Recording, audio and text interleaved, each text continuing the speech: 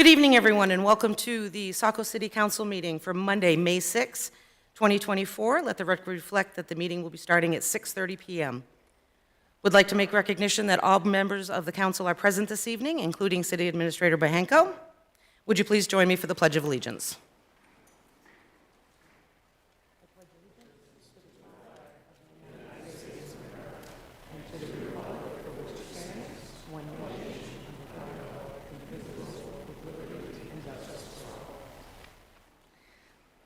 Thank you. That now takes us to item 4, and there are no general items this evening.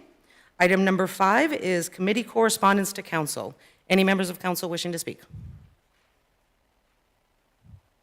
Okay, not seeing any. Now move to item number 6, and that is public comment this evening. We do have 4 residents signed up. First is Arthur Archie.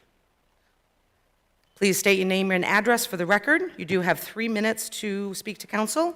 And just for the public's notice tonight, I usually am pretty lenient on some of the time. For the essence of time this evening, I am going to strictly keep it at 3 minutes. Good evening. My name is Arthur Archie. I live at 502 Buxton Road in Saco. Forgive me, I'm not usually on this side of the podium. I know all you all on a professional level, but I'm here as a resident. As most of you are aware, on Friday there was a fatality on Route 112, and I know that's really hard for a lot of people that travel on that road, but I just want to remind people that there are houses in that area, and mine was one of them. At 9 o'clock Friday morning, my wife called me in a panic. There was a tractor trailer in our driveway, 50 feet from my front door, with a car underneath it. And she could not leave the property. Her and my 2-year-old daughter were trapped in our driveway, and they had to witness that. This is not the first time that this has happened. Yes, this is the first fatality, and I hope that we don't have more. But every year it gets worse and worse, and for some reason, on those S-turns in the 500s, people don't pay attention, people speed, and my house is a target. I'm 50 feet from the roadway. My house is level with the road because it's built up right there.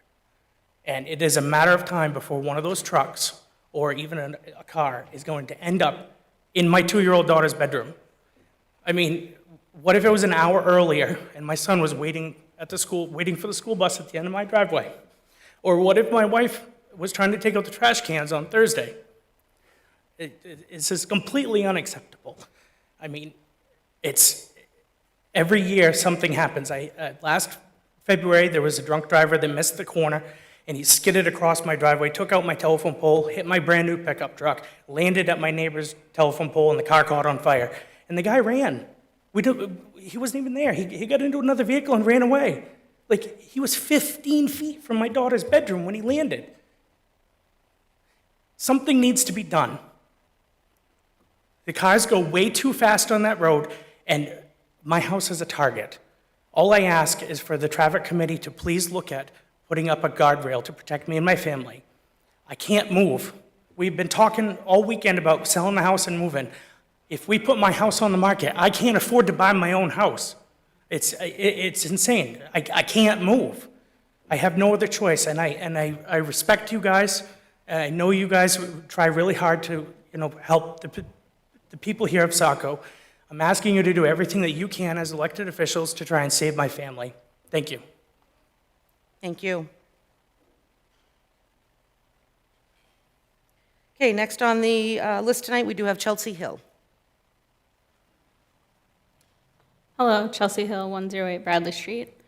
I remain gravely concerned about any effort to have vehicles either maintain their speeds or potentially increase their throughput speeds on any stretch of roadway in Saco. I know that there has to be a better solution than the left turn lane at Simpson Road, which by the drawings appears to have no offset, which per the study I emailed you all a couple weeks ago and several other studies available online, has the opposite effect of what you are seeking. Turn lanes with negative or no offset make intersections less safe and are found to increase crash rates and in some cases crash severity. This past week's high-speed crash, fatality, and lifelong trauma to first responders and the truck driver very near to this proposed truck lane installation is evidence of the danger that we face every day where speeds are high and roadway designs are made more forgiving feeling than less forgiving feeling, encouraging drivers to continue driving faster and faster as fast as their cars allow them to feel is safe. This left turn lane would make the roadway more forgiving.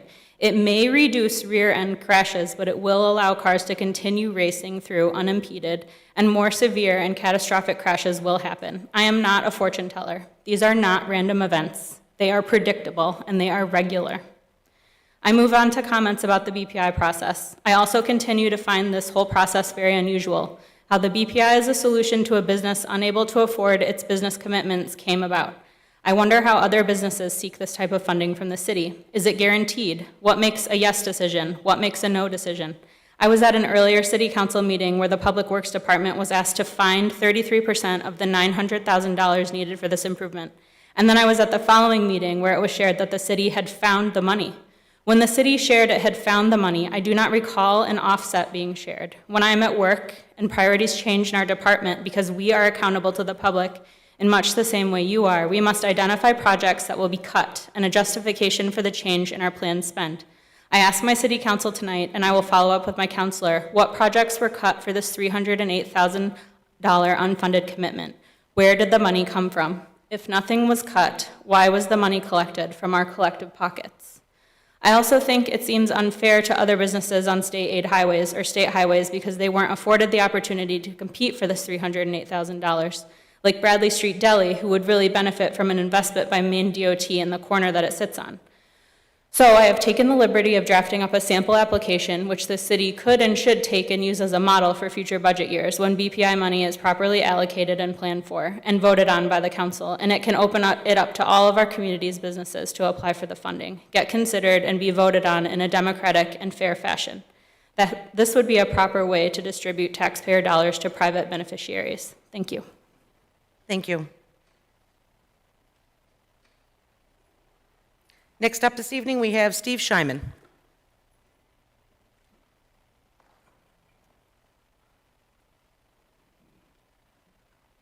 I'm Steve Scheiman, 15 Bayview Terrace. I'm here to represent the library. I'm currently acting as treasurer on the library. And I have a couple of thoughts that I'd like to share with you. One of them is that the library has always been very responsible with the way it handles things. It gets money from the city, and it's very much needed, and we're very thankful for it, but it also gets money from a broad variety of sources because it is key to our community, and it is seen that way by, I think, just about everybody in the community. The other thing is that we are going through a period of change, which is very exciting to people who are involved directly, with a new director, with a board that is fired up, ready to take on what is new, because this is a post-COVID period. This is not the same as it was. And we have an opportunity. And I just want to share this with you. I hope that you will give us a very modest increase and really appreciate everything that the council has done. And I have to tell you that just from my point of view, this is a very exciting time. Thank you. Thank you. Okay, next on the list, we have Rosemary Kane Kirby.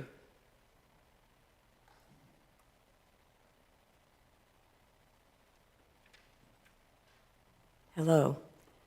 Rosemary Kane Kirby, 8 Cartier Circle. And I'm speaking on behalf of the Dyer Library, Saco Museum. Can you hear me okay? I am currently the Board of Trustees President, and I want to speak into support of the funding in this year's budget. After 15 years away, many years ago, I chose to return to Saco to raise my 3 young daughters. And one of my first stops was the Dyer Library for its toddler programming, and this was just the beginning. My children got a great deal out of the learning experiences provided by the library and the historical features about our community delivered by the museum. Not only am I grateful for the experiences given to my girls, but I am fulfilled by what has been given to me as a member of this community. Fast forward, my daughters are avid readers, now taking advantage of ebooks and all the other technologies along the way. This year has been one of transition for the library and museum board. I am impressed and proud of the time spent by the board members as we had many conversations about our role in the community, what it has been, what it is now, and what is wanted to be. And we thoughtfully searched for our new leader, one that would honor the work that Leslie had done and the legacy that she had set for her during her 17 years as executive director. With Sophie Smith, our new executive director, with 5 weeks under her belt, we are confident in the direction that we are headed. As you heard during Sophie's presentation last week, we are reaching out to community members and stakeholders to ensure that we are meeting the needs of our evolving community and finding new ways to engage. The funding that the city provides is critical to us in our community to reach our goals and our potential as an organization. We are fiscally prudent, and we continue to pursue grants, donations from individual organizations and fundraisers, but we truly appreciate the support that the board, that the city councilor have given us over the many years. Thank you. Thank you. Okay, that is everyone that we have signed up. If there are any other members wishing to speak, please step to the podium, state your name and address.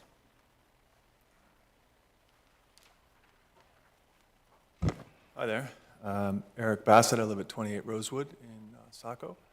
And I wanted to put in a good word for a great organization, the Ecology School.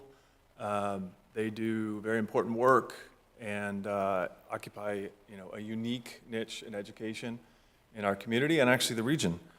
I know you have an action item regarding them later tonight, and the Ecology School, as you may know, is a 501c3 nonprofit, not a business, and as such, a lot of the money that they are granted has earmarks and has to be used for specific purposes.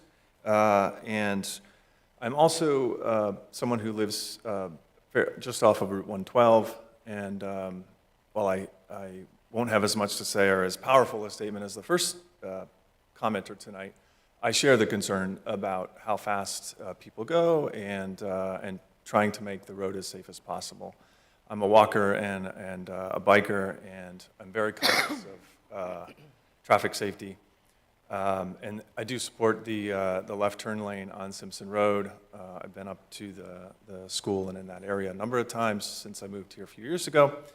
And yes, people do go fast, and that's a different issue, but the ability to make sure that the traffic is set aside for a turn, I find to be very comforting as a driver, and on both situations, coming up on someone or turning left.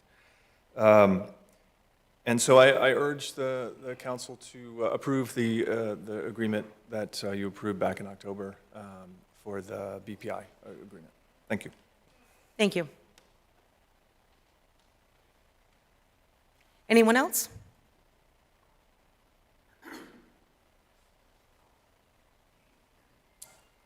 Council here. My name is Joe Earnhardt. I live at 1 Simpson Road. I'm a lifelong citizen of Saco. And I just wanted to briefly kind of talk a little bit about my feelings on the turn lane to the Joe, could you Simpson put the microphone a little bit A closer? little better? Yeah. Pins There we down. go. Thank you. No problem. Whether or not a turn lane is warranted, is safer, I feel that there is some benefits to a turn lane for sure there. What I want to talk about right now is my perception of how this whole thing has been handled. Being one of the people that have the most at stake for this, there's two sides of my property, one that borders 112 and one that borders Simpson Road. Both will be affected by this. However, have had little communication with, the ecology school or anyone from the city, or, I hear about this because my neighbors who are abutters to the ecology school receive notifications, but this was never, brought to my attention, was never approached, anything like that. It seems that a lot of this happens kind of behind the scenes, and all of a sudden, we're taking some land for eminent domain. This is, public use, and there's nothing we could do about this.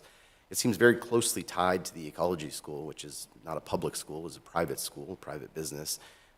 So it just feels wrong. It doesn't feel like this is progressing as it should. Is it common that businesses take or feel entitled to people's land so that they can improve roads and turn lanes and things like that? I understand this decision came from a traffic analysis, single-day traffic analysis from my understanding. Once again, I'm just going on what I hear because I don't really hear anything from anybody that, may be involved. This is kind of what I get from my neighbors. So I just kind of, wish there was a little bit more transparency here in what was happening with this.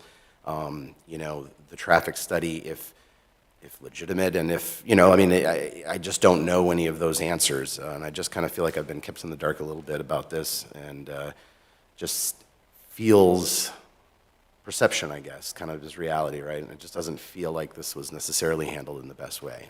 I just don't know what else to say about it other than kind of feel like it left out of this conversation. Thank you. Thank you. Hey, anyone else wishing to speak?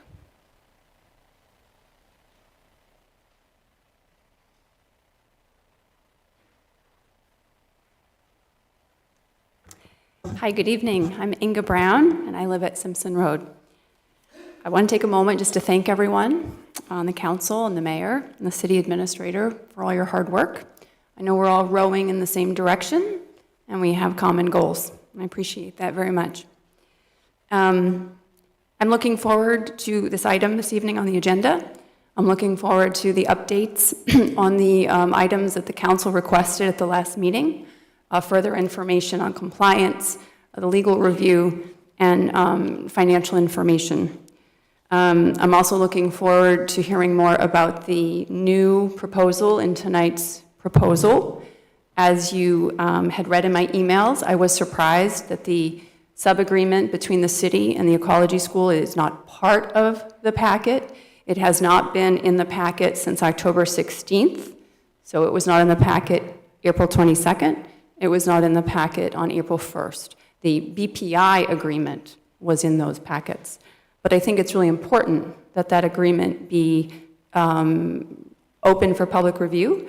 And I know that as you talk about this potential new payment agreement for the ecology school to pay back the city for the funding, I think that that document, before you vote on it, needs to be in the packet so that the public can review it.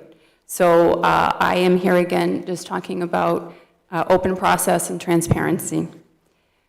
I have also concerns about the BPI process. I won't lay those out again for you this evening, but it does concern me very much that when anyone looks at the BPI application that the city submitted to the DOT, the actual record, the historical record on the turn lane is not really transparent in that application.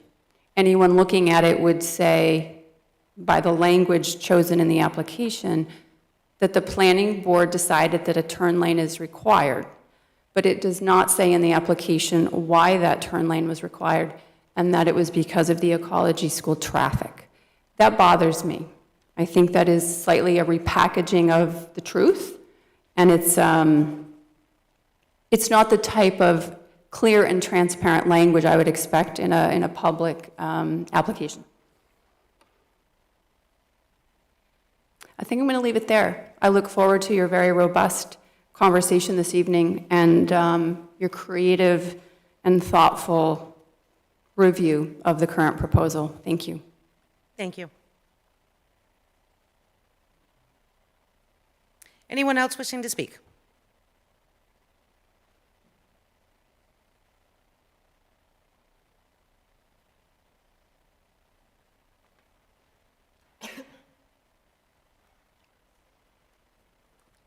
Hello, everyone. Kelly Archer, 185 Bradley Street. Action item E, do not remove, table, or act upon the TES's BPI. Why? The item commentary states the BPI application was approved on March 20th, upon which citizens have a pending review with the MDOT Commissioner, Mr. Van Note's office, based upon Mr. Landry's premature BPI acceptance and officials' noncompliance with BPI guidelines and Title 23 Transportation Policy, Chapter 3, officials and their duties. On 4/22, after tabling, Mr. Bohanko requested the council's directive, quoting, "A lot of discussion relative to things that needs to be done. I don't know what those things are, and I don't know how I'm going to bring it back to you to remove from the table at this point. Should I take it offline and discuss? And how am I supposed to know what you need done as a city council?" Answered by during admin or council update, whereupon the council's directive to staff was to provide TES compliance history, financial capacity information, and city legal review of contract zone and site plan review ordinances, which are not included in tonight's packet, nor is the reference motion of the subagreement, nor any documentation or detailed agreement of a loan repayment, only the exhibits of the traffic engineer warrant review and BPA agreement. Council did not direct staff or vote on record a repayment schedule option, which brings me to what was taken offline, discussed, instructed, and by whom. Do you trust the $700,000 construction estimate? Mr. Dumshone timeline letter has stated October 2019, 300K, January to March 2020, Ransom Consulting in quotes. Ransom's updated opinion of a probable cost of $645,785, which includes a comprehensive cost estimate of $120,000 for relocating Central Maine Power's utility poles. 9/2023, Sebago Technics, 9/24/7. Why does Sebago Technics, page 5 of BPI application, state utility impact of $40K? As Mr. Cainwest stated to council in March 22, staff has not provided a cost estimate, and that Drew has that information. It's now 9 months later. We cannot accept good faith in decisions.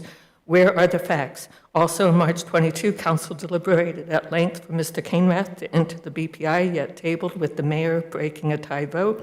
Director Clavette stated 2 Route 1 inquiries were being discussed and should be considered over Simpson Road rural conservation, as they have higher profiles, higher density, and higher traffic in its issues and improvements, quoting, "To support areas that catapult more business development, to encourage expansion for the entire area, RC area does not warrant that." Director Fox concerns, and I quote, were, "How receptive are the abutters to approve upon their land being taken? 2 to 3 abutters won't relinquish their rights. This Thank you, area Kelly. is not in the transportation improvement plan. How would I set another? Kelly, Oh, I'm are you just sorry. about finished? Thank you. Okay. Mr. Fox, how would I set another project off to the side? Sidewalk improvements and connectivity, Route 1 improvements, MDOT Turnpike, 112 interchanges and its ripple effects against our infrastructure and the number of projects. That a BPA is weak and a very robust, strong legal sub-agreement addressing all overages, 6 to 10 utility poles opposing abutters is required. Okay, Kelly, And I'm then going to ask that you... Please vote now. Thank you very much. I appreciate it. Thank you so much. Okay, anyone else this evening?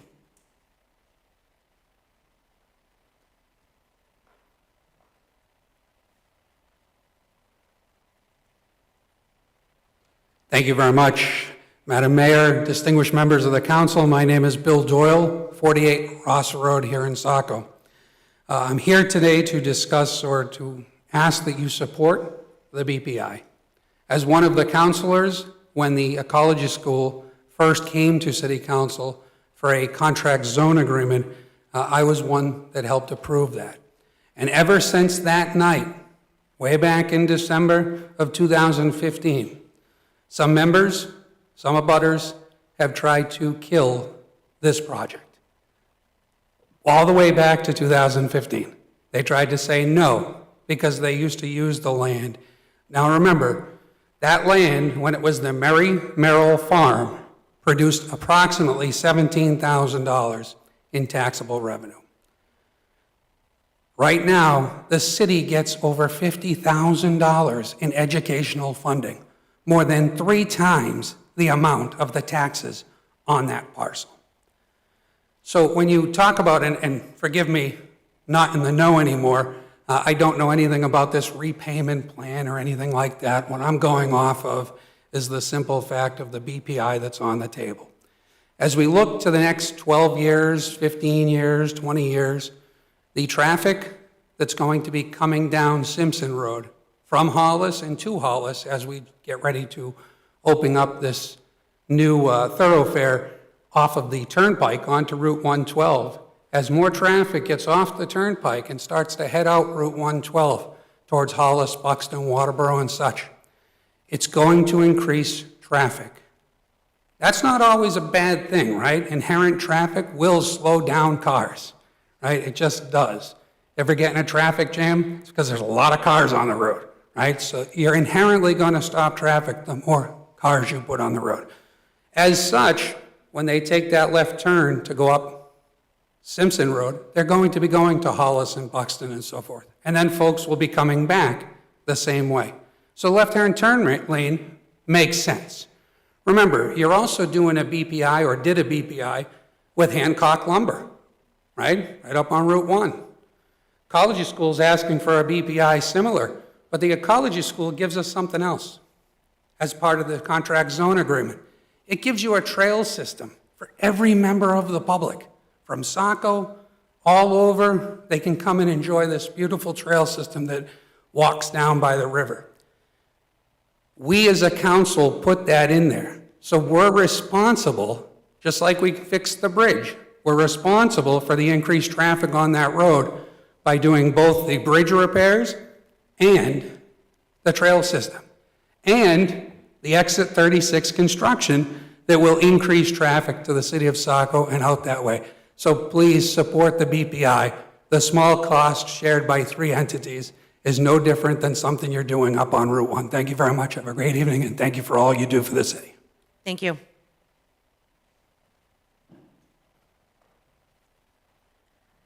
Anyone else this evening?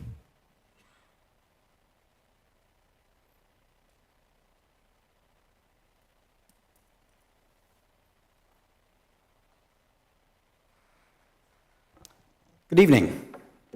Peter Van Hemmel, Bernstein Schur, on behalf of the Ecology School. The last time I had the privilege of addressing the council, I noted that there was a great opportunity in front of it to be an example for how a project could model cooperation and working together between a nonprofit educational institution, which is an amenity to your community, the State Department of Transportation, working to help improve the safety on a road, which you've received some very moving testimony on in terms of the need for safety upgrades. And I fear I have to make another and different point tonight, which is that there's also a possibility of setting a bad example here.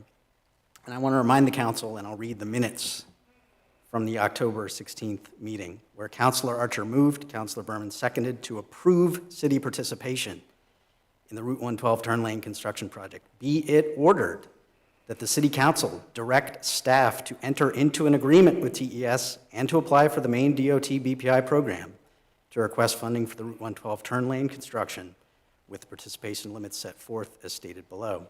TES and the city shall share equally of project costs, less any BPI grant funding, except for the city will pay overages.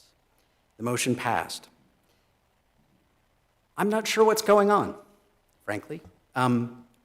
I suppose an approval can be de-approved under some circumstances, but I want to make clear from the school's perspective, that was in October of 2023. An approval, an order, be it ordered that. That was October, November, December, January, February, March, April, May. The clock was ticking as the school relied in good faith on this council to follow through with an order that was approved. Be it ordered. What do you want? This is what we want. That is what we did.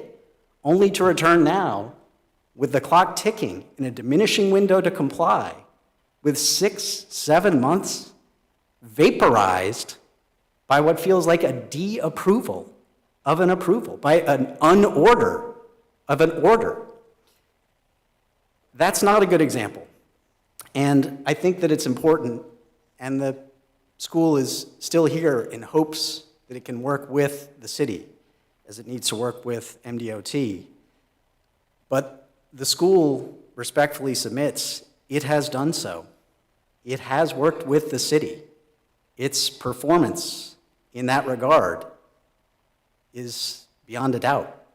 So I would urge the city to please live up to its word and move this forward. Thank you very much. Thank you.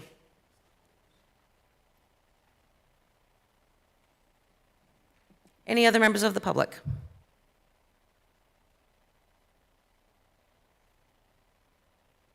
Okay, not seeing any. So we now move on to item 7, and that is the approval of the minutes for April 22nd, 2024, and April 29th, 2024. Is there a motion to approve the minutes? So moved. Motion made by Councilor Berman. Is there a second? I'll second. Second by Councilor Hatch. Any discussion on the minutes? Okay, roll call vote. Councilor Ratcher? Aye. Councilor Parks? Yes. Councilor Gunn? Yes. Councilor Berman? Yes. Councilor Hatch? Yes. Councilor Hewitt? Yes. And Councilor Johnston. Yes. Approval of the minutes passes 7-0. Okay, item 8 this evening, there are no consent items. Now we move on to item 9, and that is the action items. First up this evening is the first reading, Chapter 118, Harbor, River, and Waterfront Ordinance Revision, and that is assigned to Councilor Berman. Thank you, Madam Mayor. A newly edited version of Chapter 118 is being presented, which includes changes to the Harbor Master position.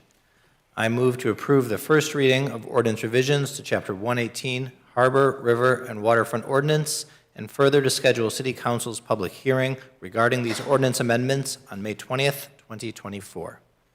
Motion has been made by Councilor Berman. Is there a second? Second. Second by Councilor Hatch. Is there any discussion on the motion?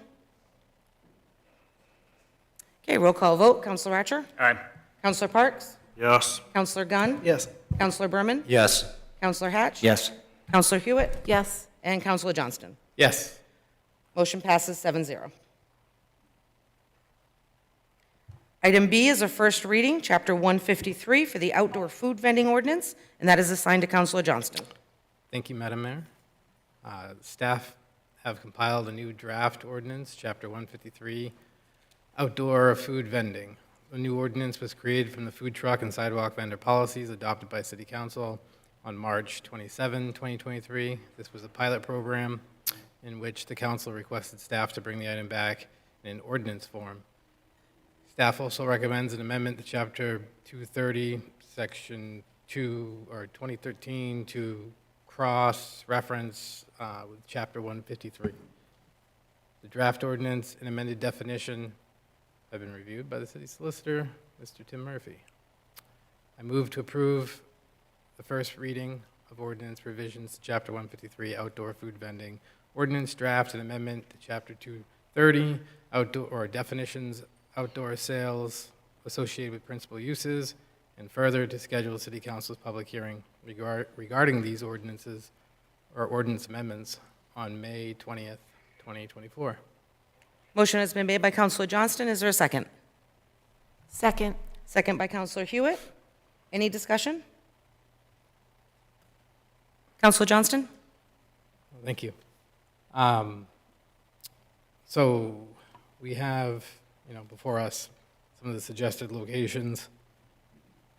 And I just wanted to point out that the prior policy allowed for food trucks to be located on Store Street. I believe there's actually still a sign there that indicates that.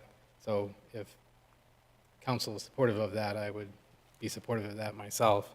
Just throwing it out there now. else we have? I think the wording probably prevents this currently, but one of the locations that I thought may be enticing, given all the investment that we've done, is at Diamond Park. And I thought perhaps that would be a location that would make sense, particularly since there's a boat launch there. And again, we've spent several $100,000 on redoing that park. So throwing that out to council. For the sidewalk vending, trying to pull it up. I guess my question would be, and I don't know if staff is here, but my question would be, should we extend that liability coverage that we're requiring for those located in a parking on the sidewalk also?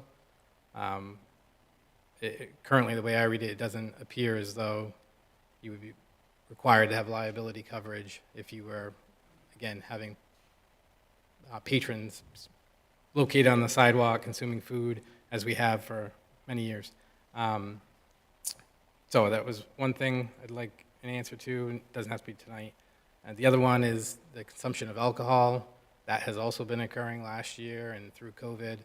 And again, I'm not necessarily opposed to it, but there's additional liabilities with that, and there's also a state law that requires any permit holder to get an extension of premise permit, and I would encourage us to adopt that same requirement, which again would need council approval the way I read the state law. So those are, I guess, the two things I'd like to address. Councilor Johnson, we do have Director Desjardins here, if, Sure. make sure that she has those items as well.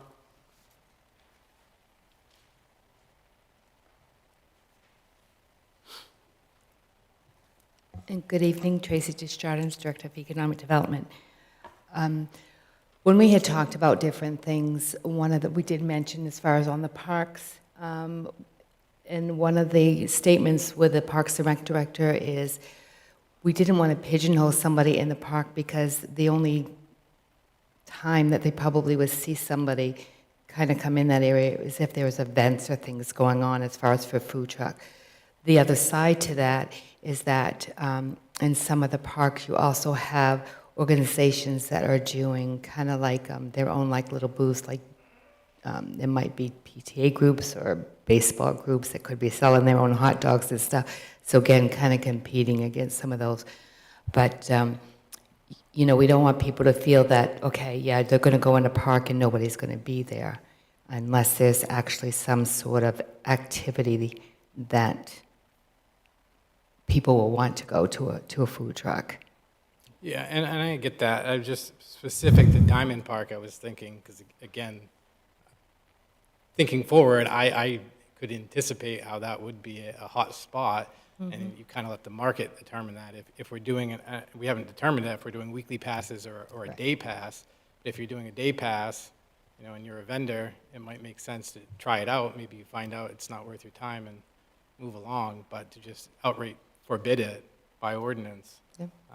No, that's just my thought. No, and that's fine if that's something that council wants us to add. I mean, we certainly have left the room as far as to be able to add things as we go along. I mean, this is still pretty new. Yeah. Anyone else? Councilor Gunn?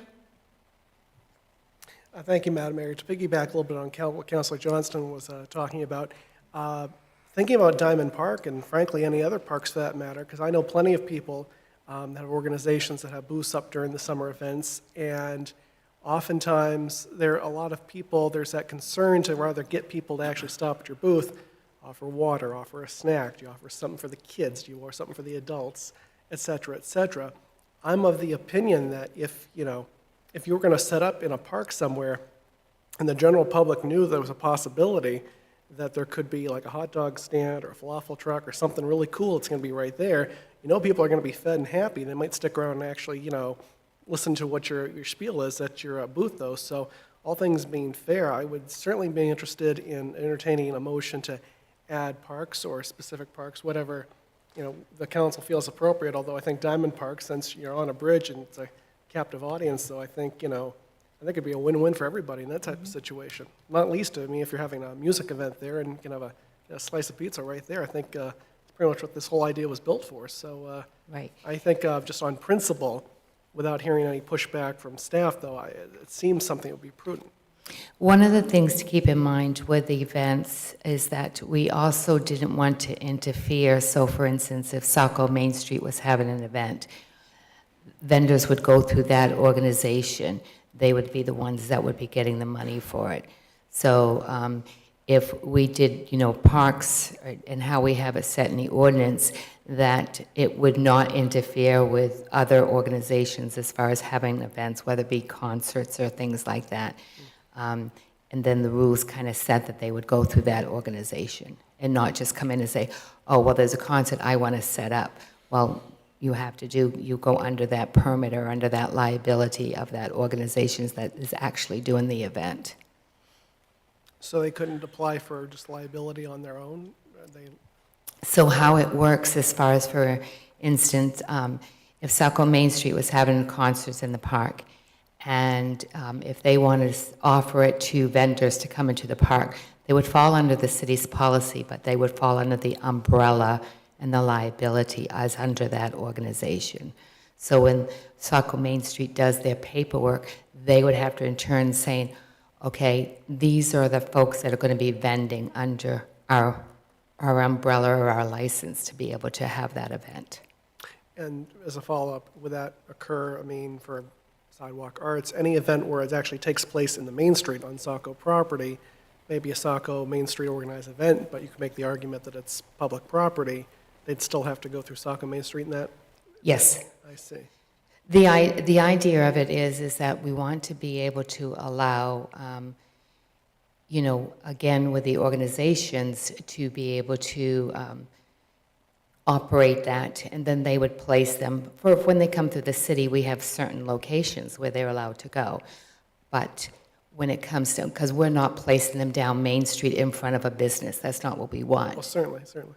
However, during an event, if the Main Street is cut off or whatever, they have a little bit more flexibility because they're working directly through the event, and they're just there that one time, so they're not setting up any time that they feel like they're setting up. Outside of that, then they would fall in the perimeters of the city of where we allow those vendors to be.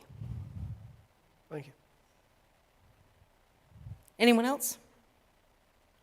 But excuse me, Mayor, I just want to make sure that we're getting everything that Councilor Johnson, had brought forth. I mean, he mentioned Diamond Park and Store Street? Yeah, Store Street was the other one. Store Street. So one of the other things that we've done is when we looked at things and we kind of brought everything back for staff was where people were kind of going. We also had that people were upset that they could not park there because a sign was there saying they couldn't park there. How we did it down to Camp Alice, if we did not have a food vendor there, we removed the sign, opening up the spaces for people to utilize that. So we're working in conjunction with staff here in the clerk's office so we know where the vendors are going to be, and then that way they'll make this. So I'm asking if we want something back on Store Street that we're allowed to do the same thing. If we don't have a vendor there, to at least be able to open up that parking space for somebody to be able to park there in front of the police station, because that's where we had that spot. Yeah, I definitely heard from people that were, somewhat upset, particularly since we didn't have a vendor all summer. Correct. So I'm supportive of that. I would suggest we just cover the sign, though, instead of unscrewing it every time. So yeah, if council is supportive of the Store Street location, I do think that, given the proximity to the rest of Main Street, it could be a good, viable spot.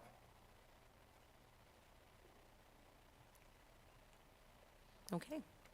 Is that it? Everybody, Okay, thank you. okay, thank you so much. Okay, any other discussion or comments on that? Okay, not seeing any. Roll call vote. Counselor Archer? Aye. Counselor Parks? Yes. Counselor Gunn? Yes.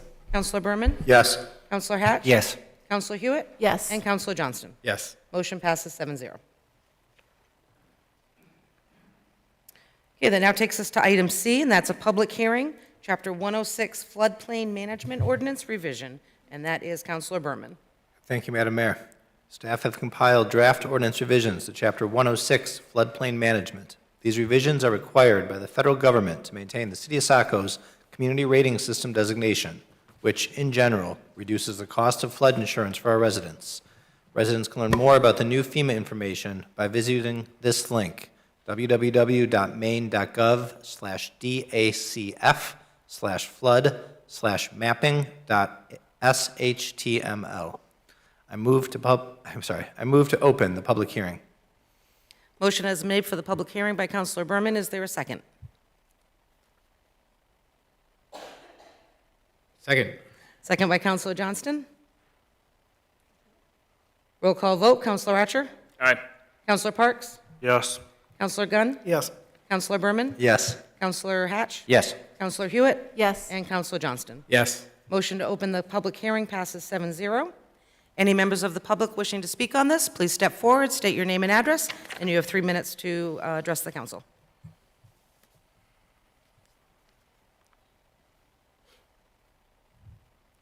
Okay, not seeing any members wishing to be recognized. Councilor Berman. Yeah, thank you, Madam Mayor. I move to close the public hearing and schedule a second and final reading for May 20th, 2024. Motion has been made to close the public hearing. Is there a second? Second. Second by Counselor Hatch. Roll call vote. Counselor Archer? Aye. Counselor Parks? Yes. Counselor Gunn? Yes. Counselor Berman? Yes. Counselor Hewitt? Yes. Counselor Johnston? Yes. Counselor Hatch, I'm sorry. No problem. Yes. And Counselor Hewitt, yes. Counselor Johnston? Yes. Motion to close the public hearing passes 7-0.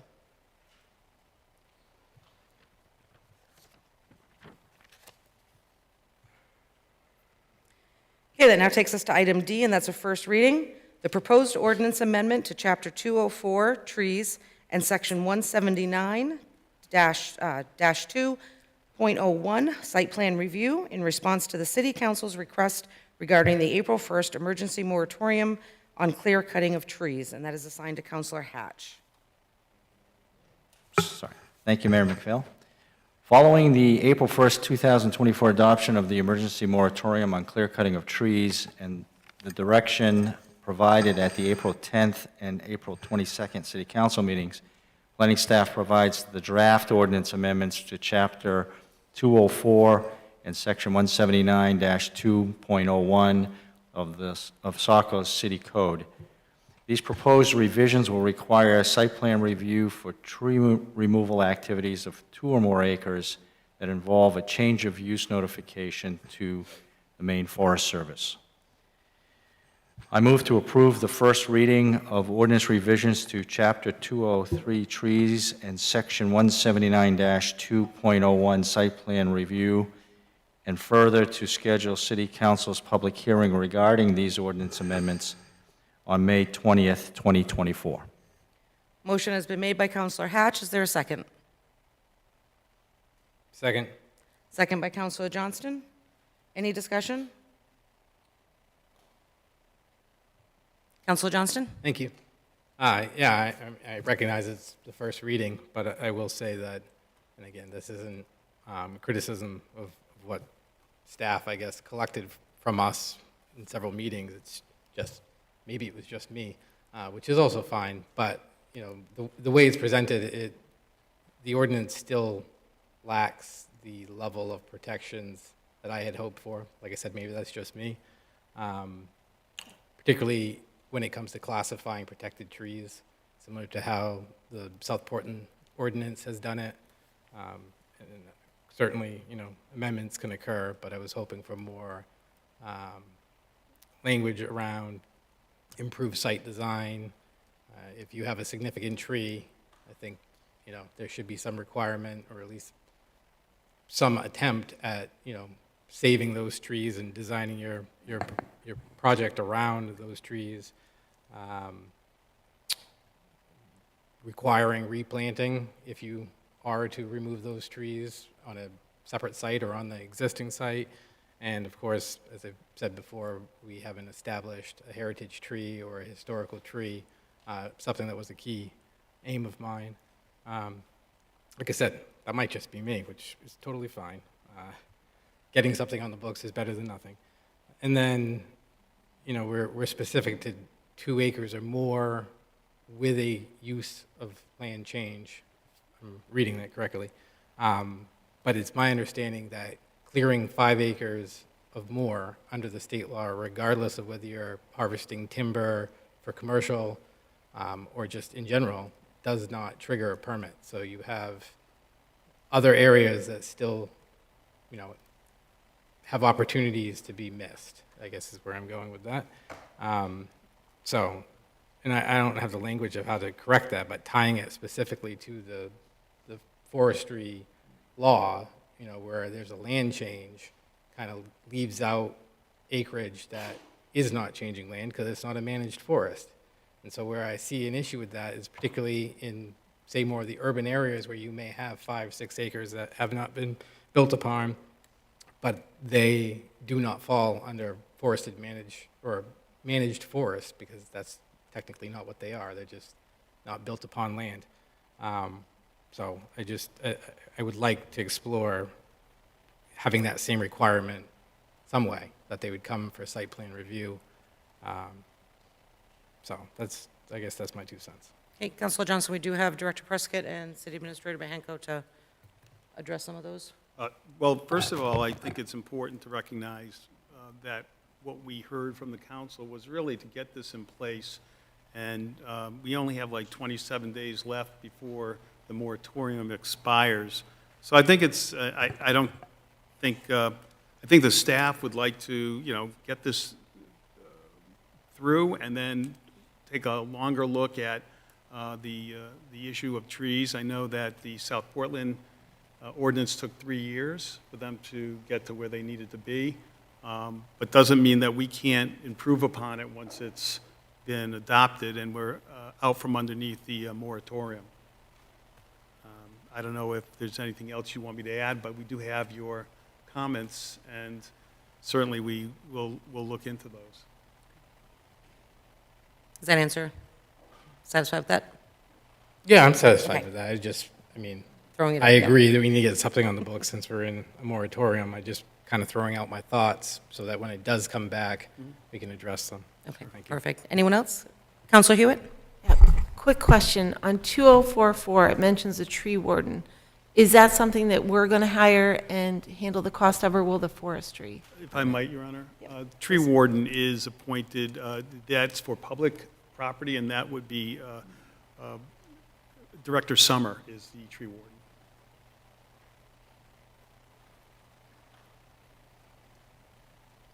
Okay, anyone else? Okay, not seeing anyone asking to be recognized. Roll call vote. Councilor Archer? Aye. Councilor Parks? Yes. Councilor Gunn? Yes. Councilor Berman? Yes. Councilor Hatch? Yes. Councilor Hewitt? Yes. And Councilor Johnston? Yes. Motion passes 7-0. Okay, that now takes us to item E, and that is the tabled item from April 22nd, 2024, one reading from the Ecology School Business Partnership Initiative, the BPI, for the left turn lane on Route 112, and that is to Councilor Archer. I move to remove the item from the table. Motion has been made by Councilor Archer to untable. Is there a second? Second. Second by Councilor Berman. Roll call vote. Councilor Archer? Aye. Councilor Parks? Yes. Councilor Gunn? Yes. Councilor Berman? Yes. Councilor Hatch? Yes. Councilor Hewitt? Yes. And Councilor Johnston? Yes. Motion to untable passes 7-0. And Councilor Archer? Yes, thank you, Madam Mayor. I move to amend the on October 16th, 2023, the council approved city participation in the Route 112 turn lane construction project and directed staff to apply for the MDOT Business Partnership Initiative Grant Program. Furthermore, council's motion capped city participation in this project to be $308,233 of the estimated $924,700 total project cost. On March 20th, Saco received notification from MDOT that the BPI application request has been approved. The matter was tabled at the April 22nd City Council meeting. It is requested that this matter be removed from the table and acted upon. Staff recommends that the City Council allocate funding in the fiscal year 2025 capital budget in the amount of $308,233, funding from the unassigned fund balance. The Ecology School would repay the city the $308,233 over 20 years. For years 1 through 10, the Ecology School will pay the city $7,500 per year. For years 11 through 20, the Ecology School would pay the city $23,323 per year. The Ecology School is to pay the $308,233 upfront towards their share. The state will fund $308,233, and the city will pay $308,233. Said city amount to be repaid by the Ecology School as previous stated. I move to amend the city administrator's fiscal year 2025 capital budget in the amount of $308,233 for the Route 112 Churn Lane construction project. Further, I move that the repayment scheduled by the Ecology School be made part of the city's sub-agreement. The City Council hereby authorizes City Administrator John Bohenko to sign and enter into the business partnership initiative between the Maine Department of Transportation in the amount of $308,232 and the City of Saco regarding the Saco Ecology School Route 112 Left Turn Lane to Simpson Road construction project on behalf of the City of Saco. Motion has been made by Councilor Archer. Is there a second? I'll second. Second by Councilor Berman. And City Administrator Bohenko? Yes, thank you. As was mentioned during the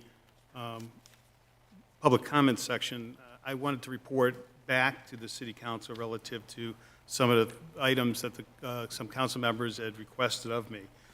First of all, relative to the economics, and I've looked at the Ecology Schools 990s for 2018, 19, 20, 21, and 22. From what I've reviewed, I see no reason for concern about the partnership the city makes with the Ecology School.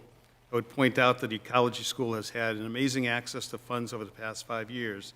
Therefore, I have recommended years 1 through 10 would have a repayment schedule of $7,500 per year, and 11 through 20 would have repayment of $23,233. This repayment schedule should have a minimal impact on the Ecology School's operating budget. I believe any other risks can be addressed in the sub-agreement that I will be bringing back to the City Council for final authorization.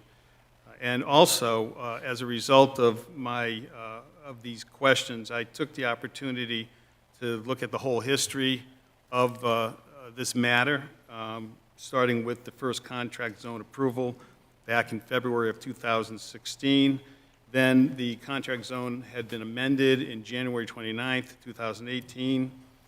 Site plan review regarding the Ecology School dated June 18th. The Planning Board voted to approve the application of the Ecology School at the June 19th, 2018 meeting with various conditions noted. Condition number 9 required the applicant to work with the City of Saco and the Maine DOT for the construction of a left turn lane at the Simpson-Buxton Road intersection. The site plan again was amended on November 2019. On November 5th, 2019, the Planning Board approved the Ecology School's application for a site plan amendment. 8 items were amended in this site plan. In its finding of facts, the Planning Board noted in item Q that the applicant is in the process of designing a left turn lane per conditions of the original approval. My understanding that the Ecology School retained an engineer and paid the $60,000 for this pre-engineering. In November 2020, the site plan amendment to previously approved 2018 site plan and 2019 amended site plan. The Planning Board voted to approve the site plan amendments with conditions of approval. Item 17 on conditions of fact included the paragraph that the current amendment includes a request that the construction of a left turn lane be allowed to be delayed until 2023. Also, there was a memorandum of agreement dated January 2021. The MOU provided for a delay of providing services in the payment in lieu of taxes. This was as a result of the COVID-19 issue. The covenant stated that for the fiscal year 21 and 22 school year and for 7 additional school years thereafter, delivery of additional $5,000 in programming services for a total of $40,000 shall satisfy the obligations of the contract zone agreement for the 2020 year unless otherwise waived. And I did look and review what has been provided, and it appears that the ecology school is met those obligations and might have exceeded those in some instances. April 2022 site plan amendment, which stated the conditions of approval from the November 4th, 2020 decision document remain in effect except for an amendment to condition 9, which extends the deadline to construct a left turn lane at the Simpson Road, Buxton Road intersection from May 1st, 2022 to November 1st, 2025. Finally, a 2023 site plan amendment which kept the previous conditions of approval but added installments of yurts, composting structure, and permanent bathroom facilities and structure. I spent a lot of time looking at many of these items and reviewed them and found that by and large that the ecology school in good faith was in compliance.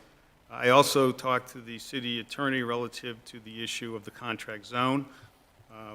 He reviewed it with me and feels that the contract zone has been appropriately utilized in this particular instance. I want to just go back to something that when I arrived here in October and the council put forward, the staff put forward the proposal for a BPI, certainly I was really unaware of the amount of time that has been spent on various issues as it relates to the ecology school. Probably 8 years we've been dealing with the issue of this turn lane. I was unaware of the amount of time that has gone on with this as a result of my reviews of all the documents. I can understand people's frustration and concerns, but at this point, from a staff point of view, we need the city council to move forward on this item one way or another. We have probably another 2 weeks before we need to get the the BPI signed. On a regular basis, I'm getting the DocuSign request, which will expire, I think, around May 17th.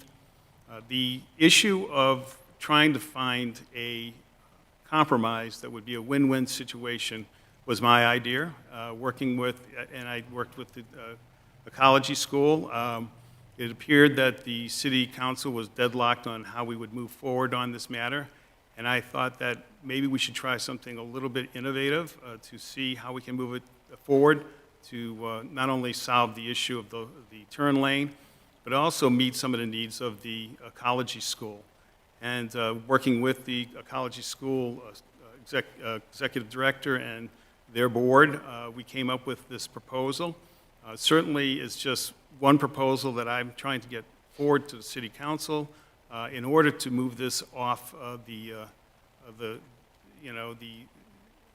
it has been at impasse. So I'm somewhat frustrated from some of the innuendos made here, and quite frankly, all I'm trying to do is try to come to some kind of resolution on this matter that is a win-win for both the city and the ecology school. So I think I've answered most of the questions that came up. If I haven't, I certainly would try to answer them, but I did review every document that I described here, and it appears that the ecology school has been in compliance. There have been many amendments over the years in terms of the site plan, and I know that I believe they have been in conformance. So that's my report back, Your Honor. I would be more than happy to try to answer any question that city council members have, but I stand by the proposal relative to the partnership with the ecology school for the repayment over 20 years. I think it, again, is a win-win situation. Thank you, and I, for one, appreciate the time and effort on behalf of you and the staff as well. Any questions or comments? Or discussion? Councilor Johnston, then Councilor Hatch. You'll have to bear with me. I have to collect my thoughts on this one because I came with a thought in mind, and then, of course, we've had subsequent information. I will say I wholeheartedly do appreciate the efforts Mr. Bahanko and the rest of city staff has put forth on this. And I can be supportive of the approach that has been presented, though I do remain conflicted here tonight with the fact that we have new information via email this afternoon from the state that they are potentially addressing Ms. Brown's prior question about the BPI process. So I partly feel this would be premature to approve something in the event something happens at the state level. Then, of course, we've had the public speak tonight, and I've received other communications from those that live out that way that are disappointed in the lack of public process, which has always been, near and dear to my heart.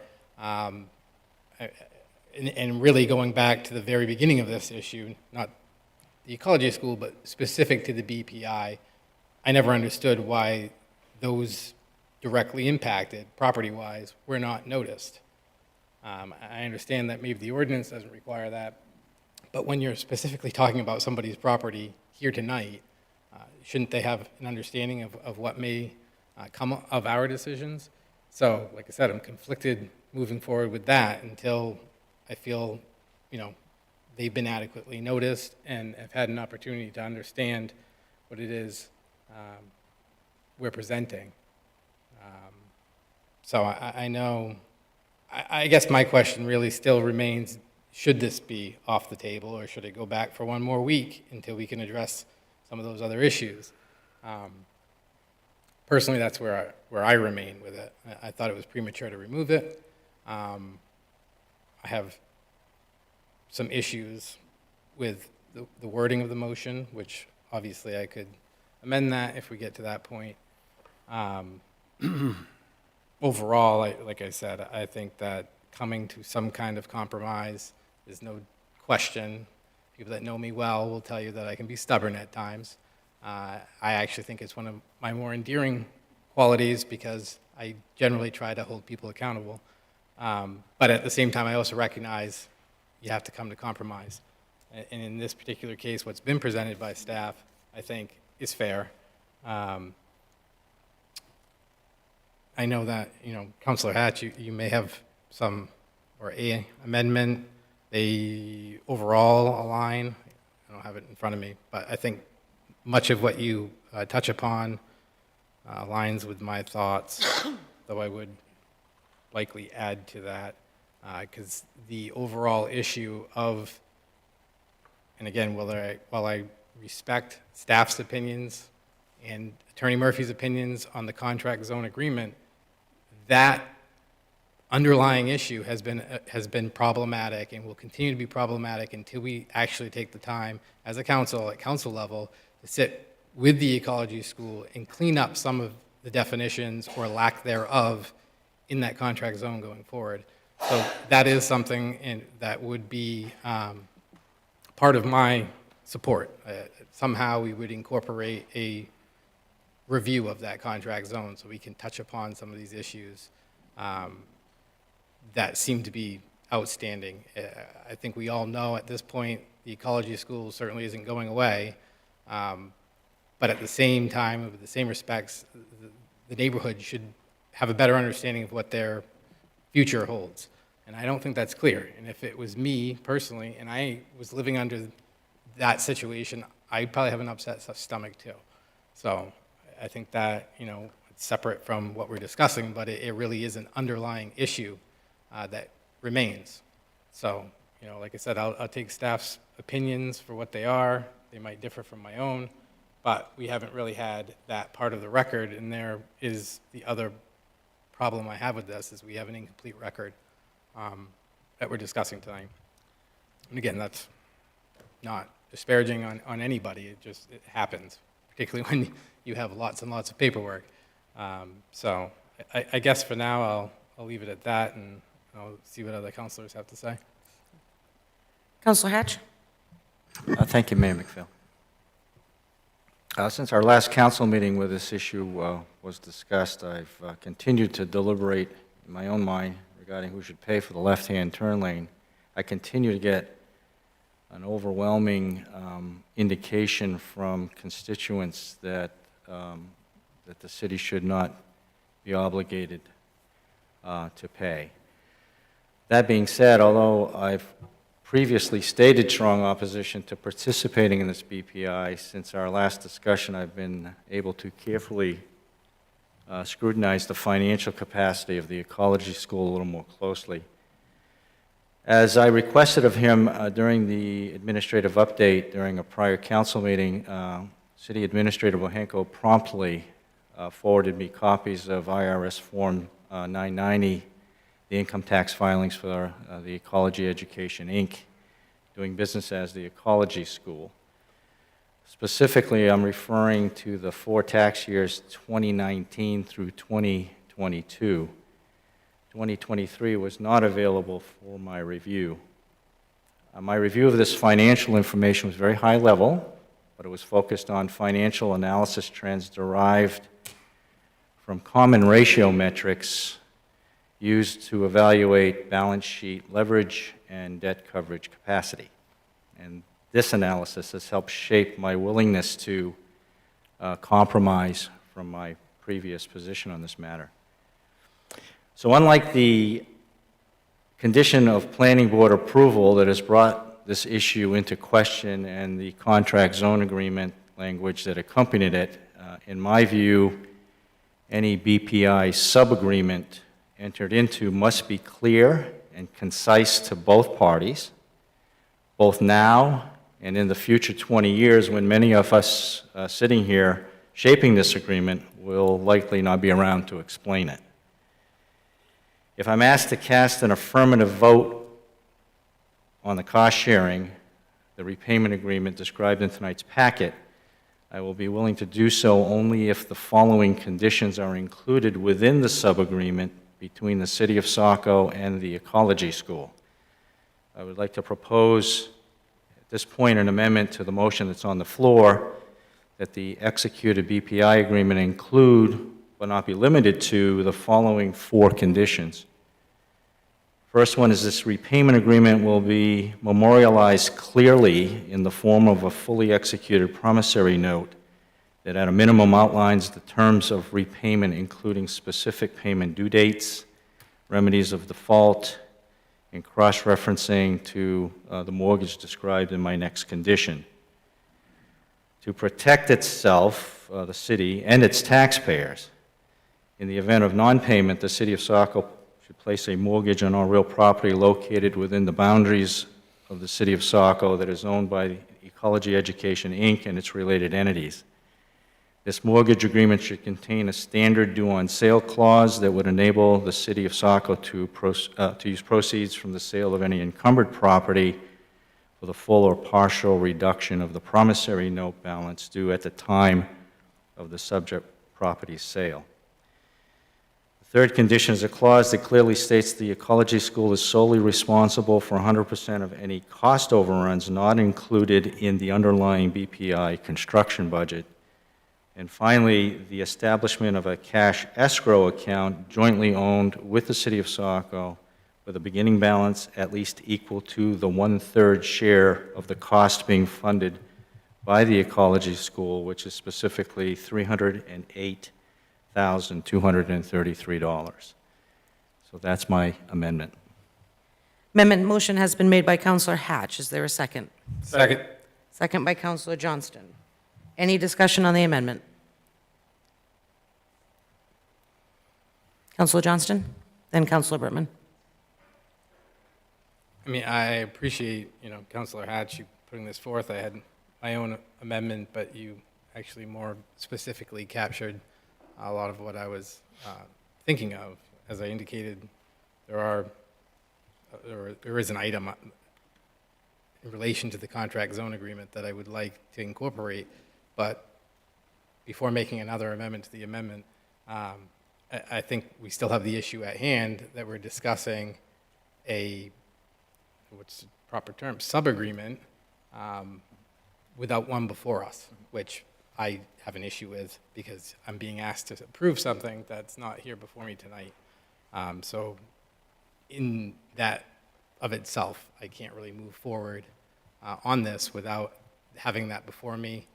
I honestly think we'd be doing disservice to everybody in the city of Saco if we were approving things without having read them ourselves.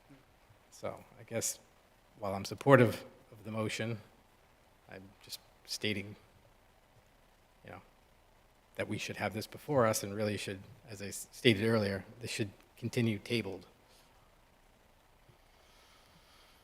City Administrator Bahenko? Yes, Then we'll... the reason that it's not here before you tonight, as I indicated, I would bring this back as a separate item for the city council to approve. On the last two occasions, the BPI hasn't really moved forward, so I really didn't want to have to then create a sub-agreement that may not even be put into place because the city council might not accept or might reject the BPI, and then just proceed as to November 2025 to have the ecology school proceed with doing it on their own.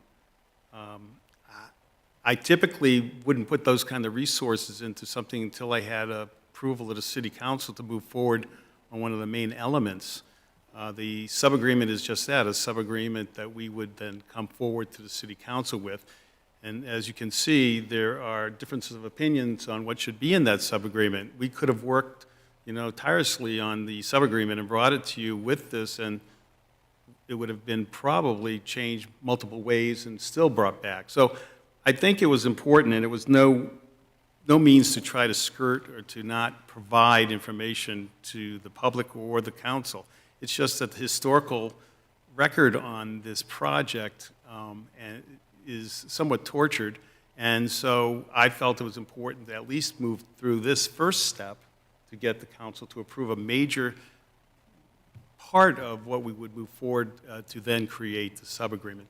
In no way was I trying to keep anybody out of the loop. This was on my own to try to break the logjam relative to the BPI, try to work as a partner with the ecology school to bring this to a positive conclusion. So at this point, I am going to try to sit back and listen to the council on what they want me to do next, and that's what I'm going to do. Thank you. Councilor Berman? Yeah, thank you, Madam Mayor. I have some comments about the main motion, but I'll save those for when we return to it. I do want to note a couple of things right now relevant to this discussion. First, I think the city administrator has come up with a really innovative solution, and I think he should feel applauded, and it kind of embarrasses me that he doesn't seem to.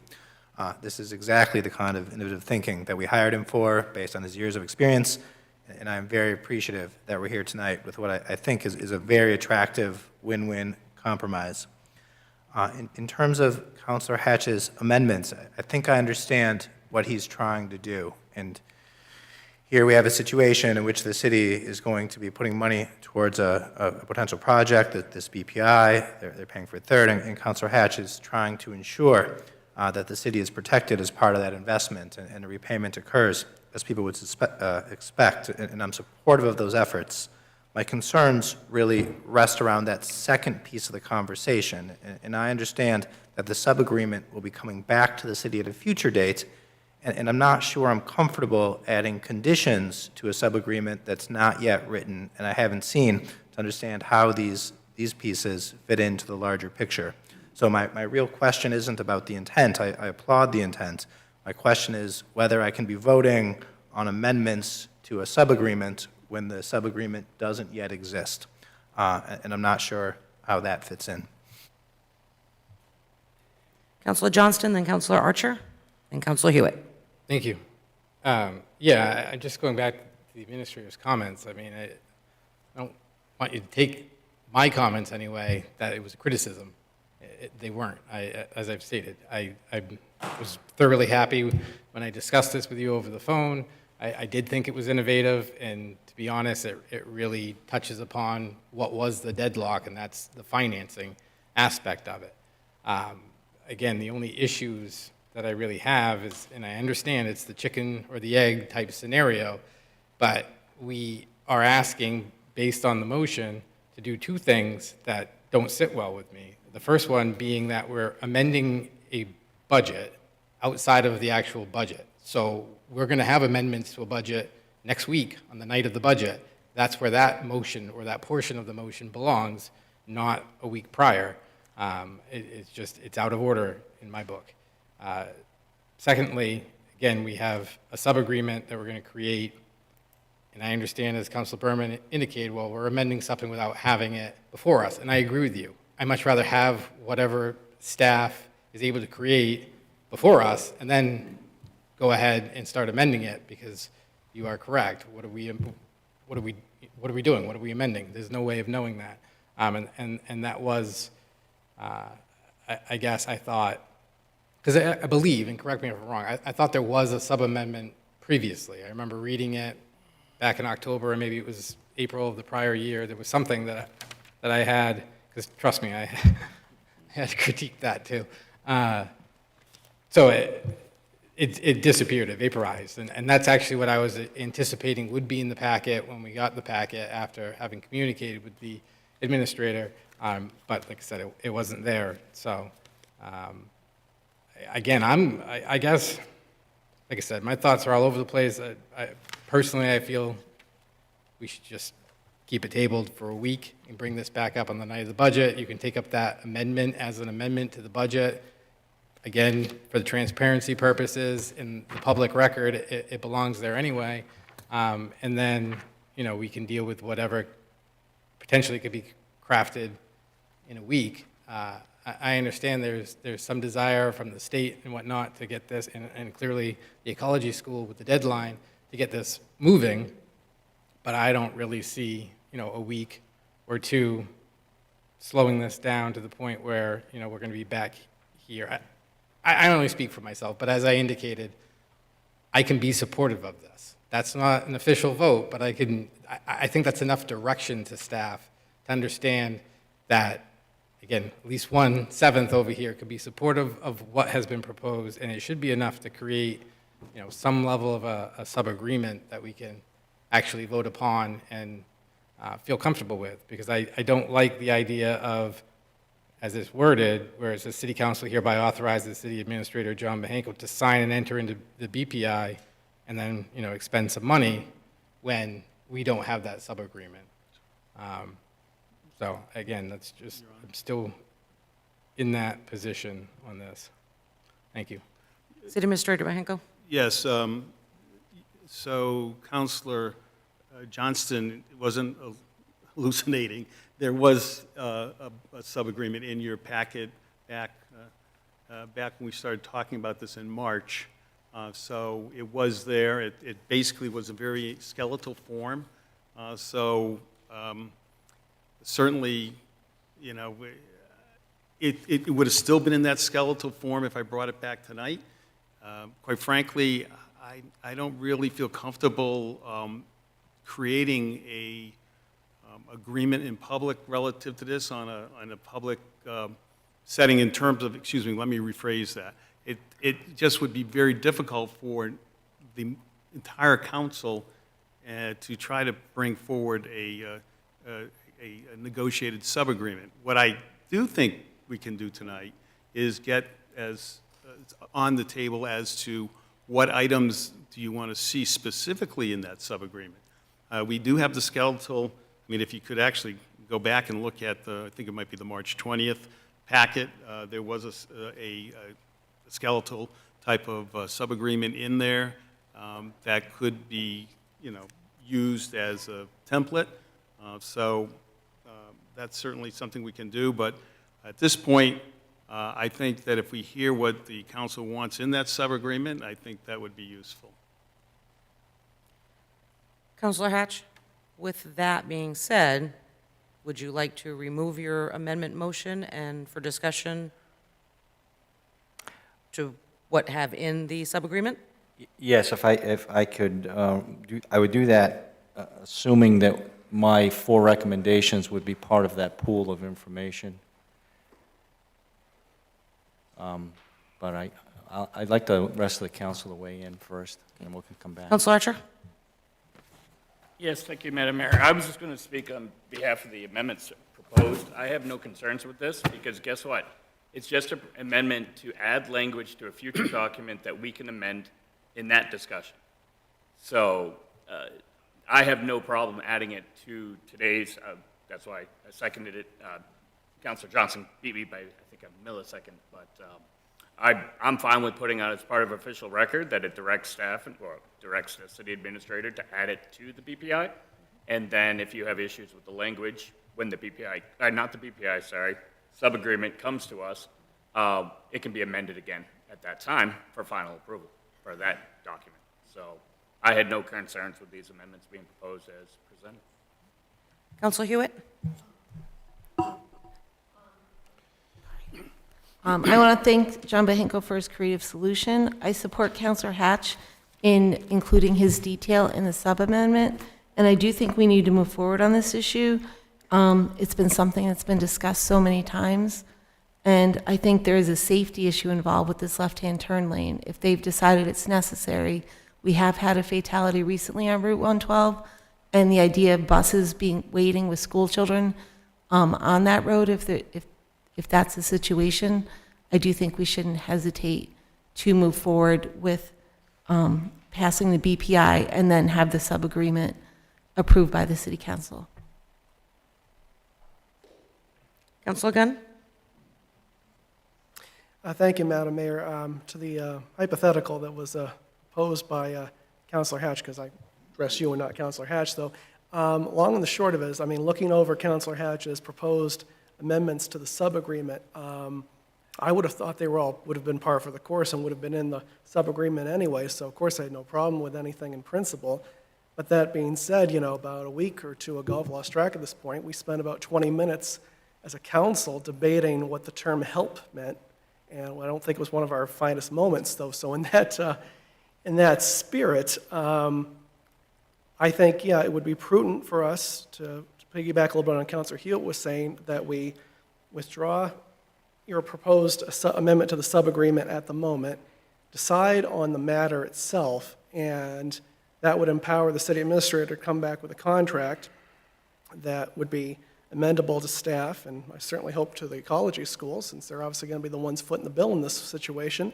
And then we, as a council, on a week from now, can discuss the merits of it and anything we want to add, subtract, and then we could go from there, though, because as we discovered, it doesn't matter what we do in terms of even agreeing something in principle, that if there's a separate vote to be had later, we always have the agency to pull it back. So we can agree in principle to the sub-agreement, and in the off chance that the sub-agreement didn't pass muster with the council, then we vote it down. And I find it a little sort of, Kafkaesque, but I mean, no one asked my opinion on that, but I'm not going to let that stop me.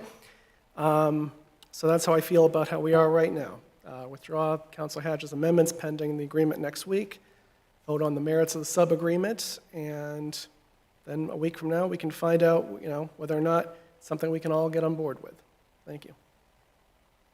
Anyone else? Councilor Johnston?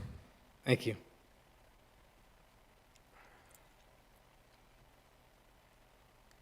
Again, the language is problematic for me.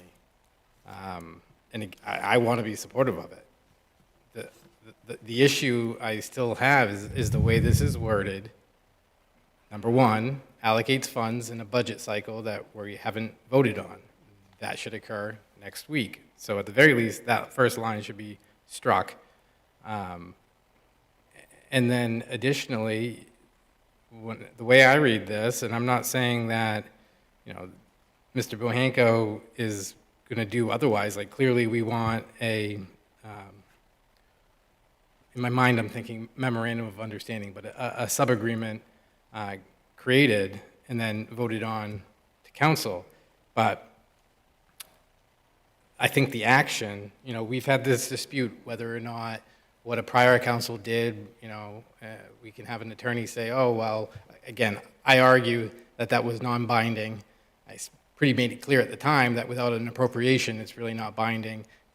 Elections have consequences, as a former mayor once told me. and I'm not insinuating that someone's going to vote differently based on that, but there are new people, they have different opinions than who voted previously. So I think that voting this the way this is, with the appropriation order and the amount, I do find that binding. And to the attorney's point, I could argue at that point, well, you've already, council, have approved this, and it is a binding action, whereas right now, without funding, it's not binding. What's one more week, guys and gals?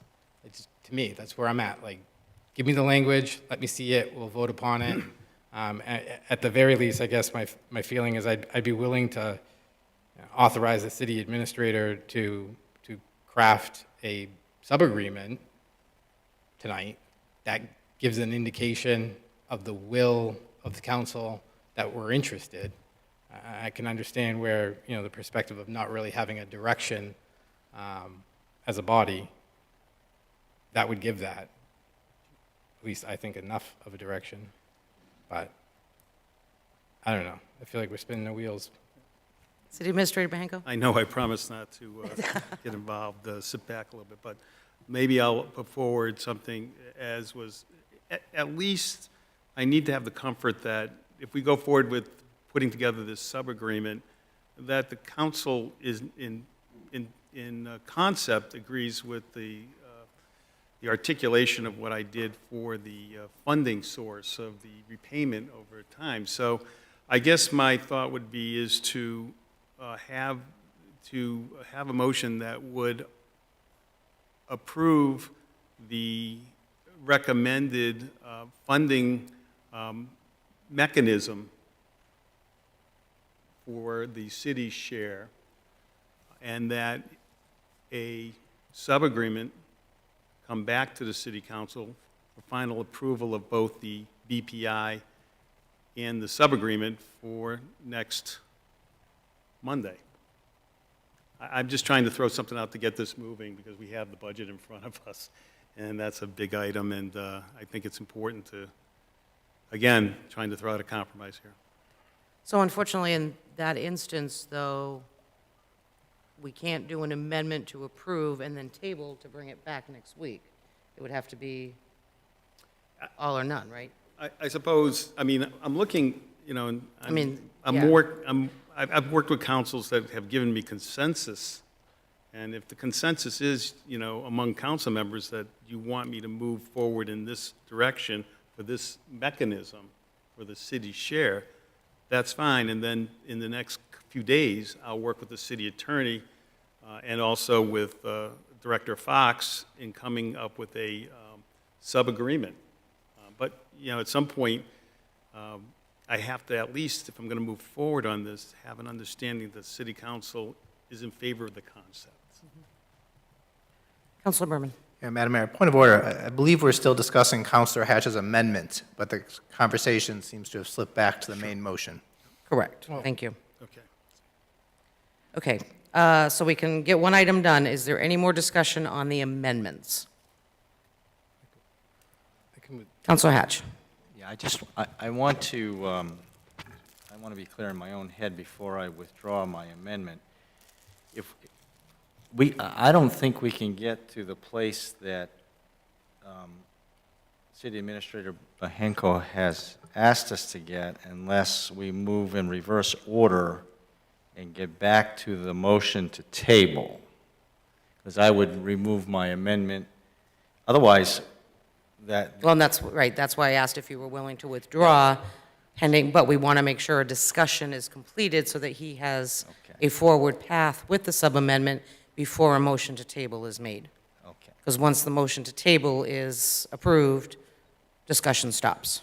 So Right. any discussion needs to be prior to. So if the removal of my amendment gets us heading back in that direction, with the understanding that my 4 criteria will be part of the criteria that will ultimately be considered for that sub-agreement, I'm willing to remove my amendment from the floor.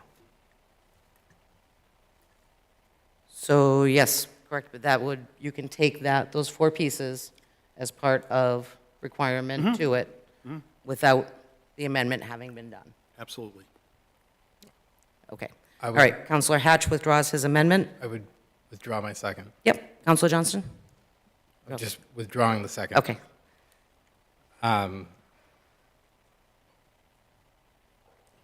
Counselor Parks? I just want to talk on the main motion for a second. I've been waiting for a little while. It's okay.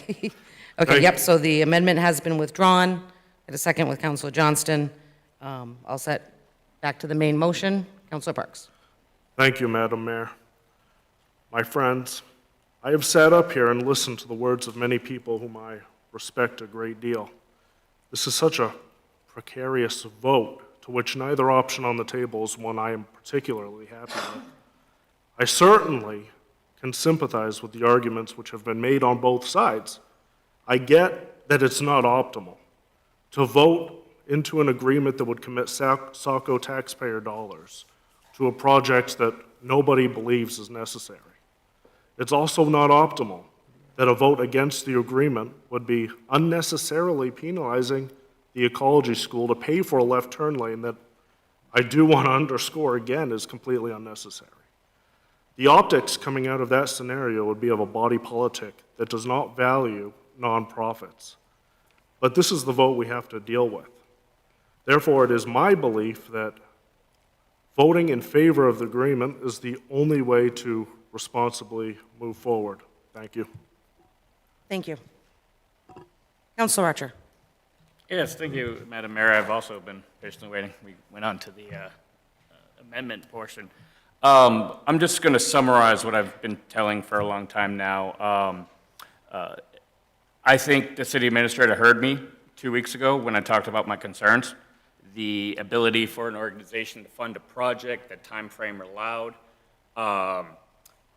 potential legal recourse in the future, damaging partnerships with the state. I even knew about the appeal. I don't think it's necessary that we can't make a decision today because there's an appeal. That would hinder us in a lot of operations. So I definitely understand where the person was going with that, but I don't agree with it.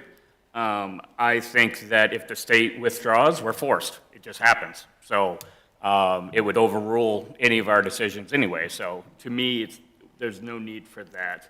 I also liked the amendments presented because I think it adds an enforcement strategy, a clear direction on expectations. So I'm ready to move to vote for this. It's not the perfect circumstance, and I mentioned that 2 weeks ago. I don't want to say that there's been mistakes, but I would say that best practices may not have always been followed. And in the end, what the city administrator presented was compromise. It led to my concerns related to their ability to fund it. To give a goal to an organization that you know cannot complete it is not in the best interest of compromise. The fact that they're willing to now cover as a loan effectively, like they'll pay back the city year over year, is a great compromise. It's taking an organization that I do believe is fiscally solvent, just not in the sense of a left-hand turn. It's hard to fundraise. It's not sexy to fundraise for roads for a nonprofit's perspective. So I think the overall, what I had mentioned is, again, not perfect, but it's called compromise. When two parties kind of get what they want, I guess that's the best compromise you can get.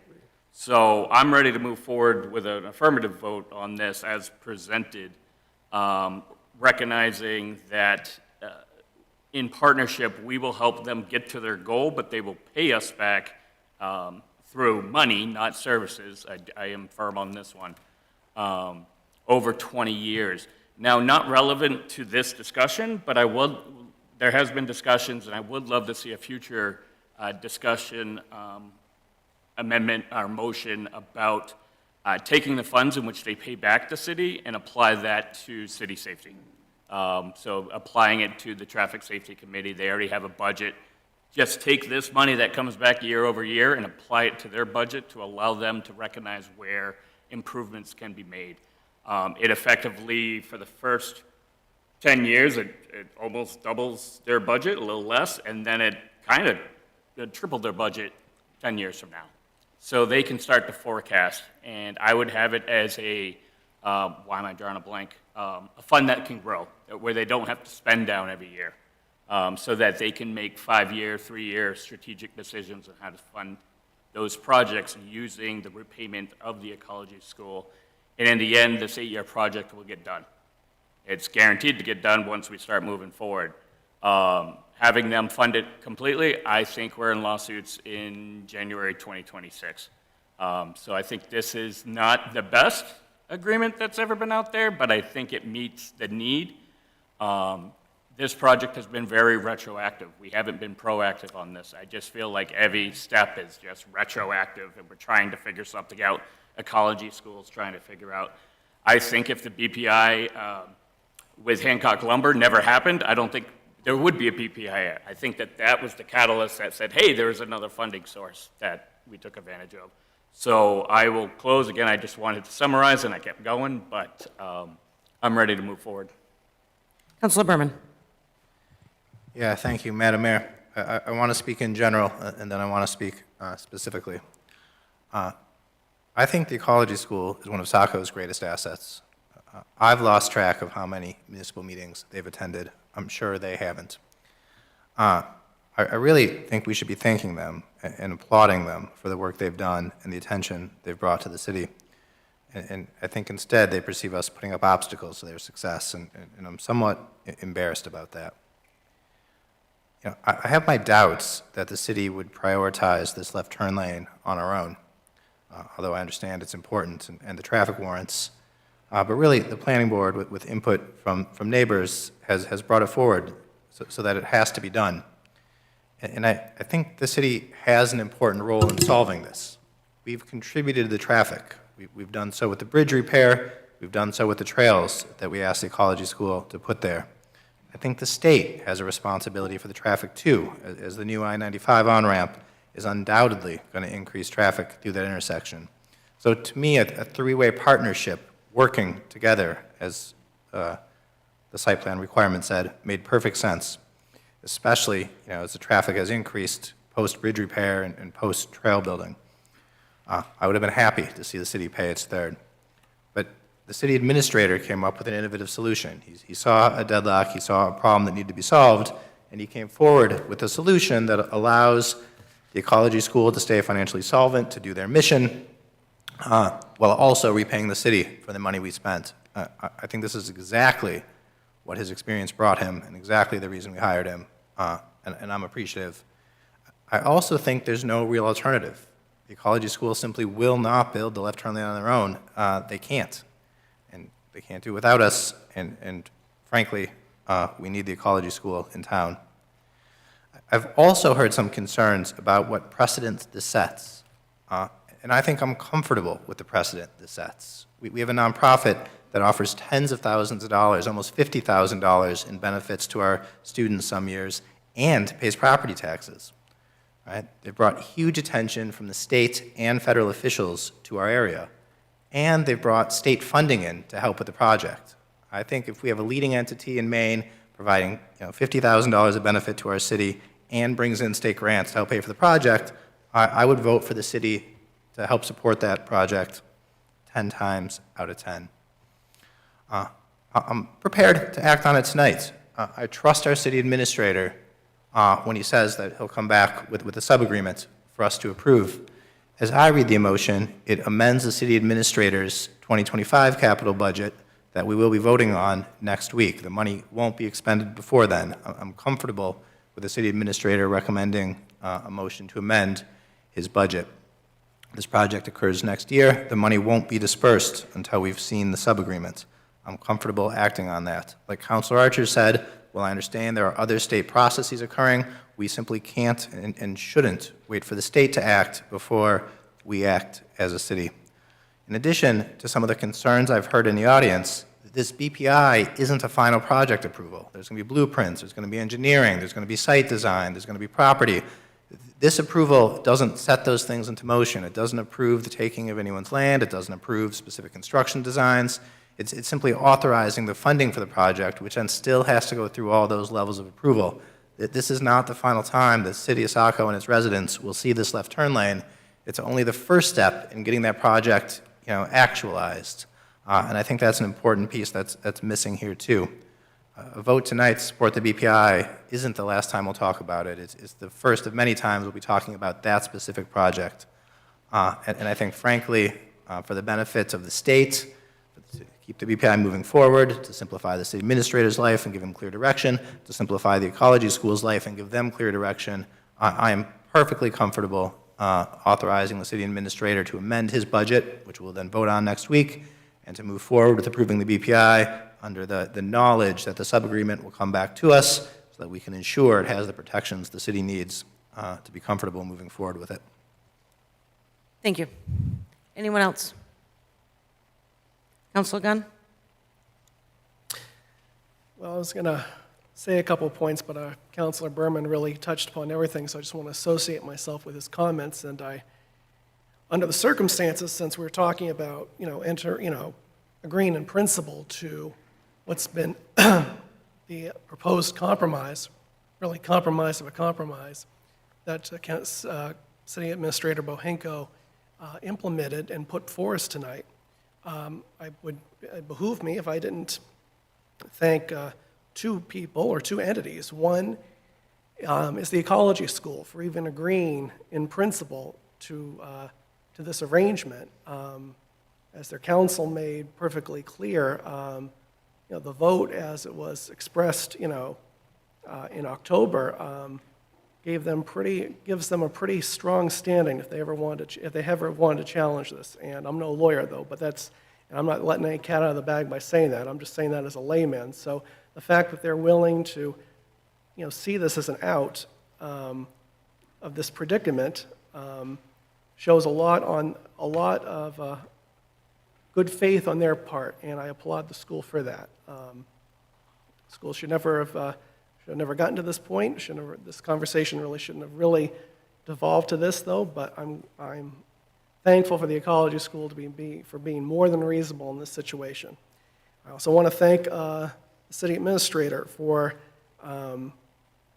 thinking outside the box on this one.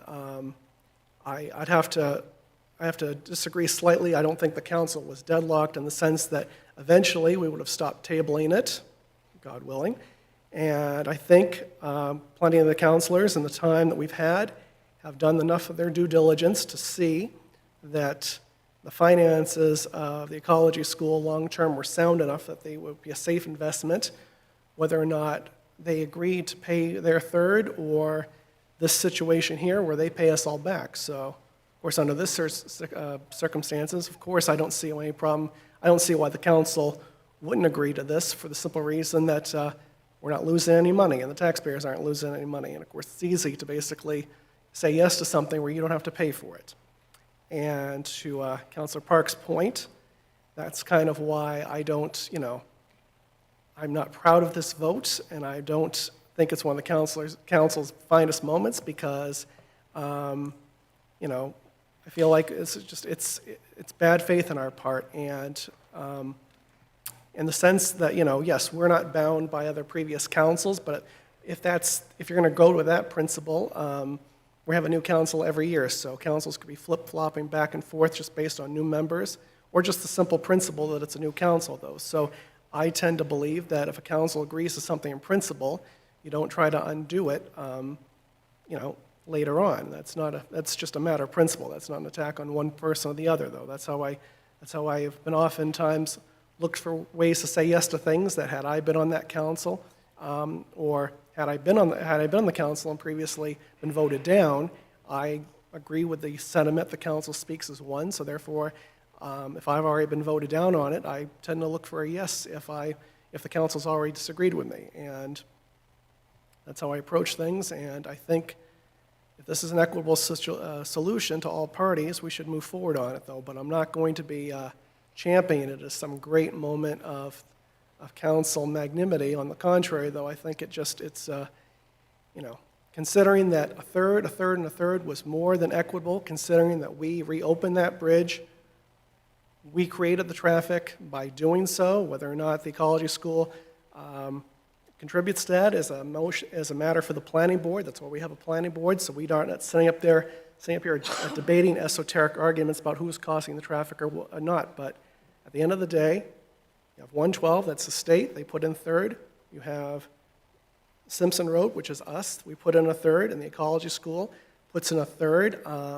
I thought that in and of itself was more than equitable. In fact, we're asking them to fund a road, which I don't think we would do to any other, certainly not any school, and I don't think we'd ever do it at Thornton Academy. So I thought it was equitable the way it was originally signed, but since the train's already left the station on that one, I'm willing to swallow this one, as much as I don't like it. Thank you. Thank you. Anyone else? Councilor Johnston.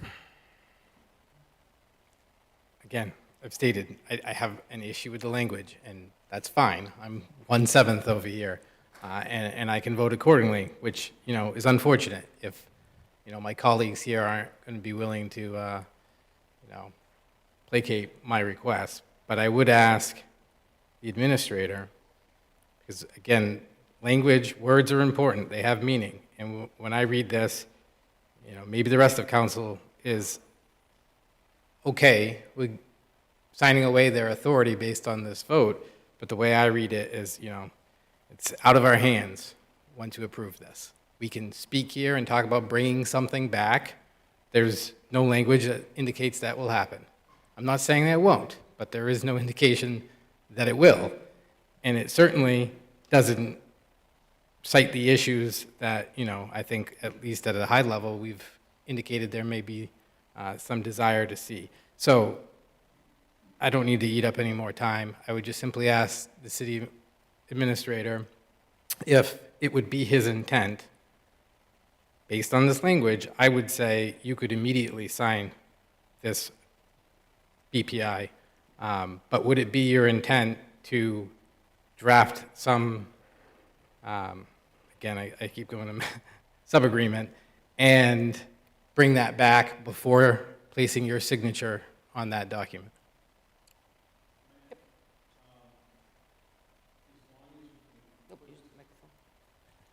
As long as we can put this to bed next week.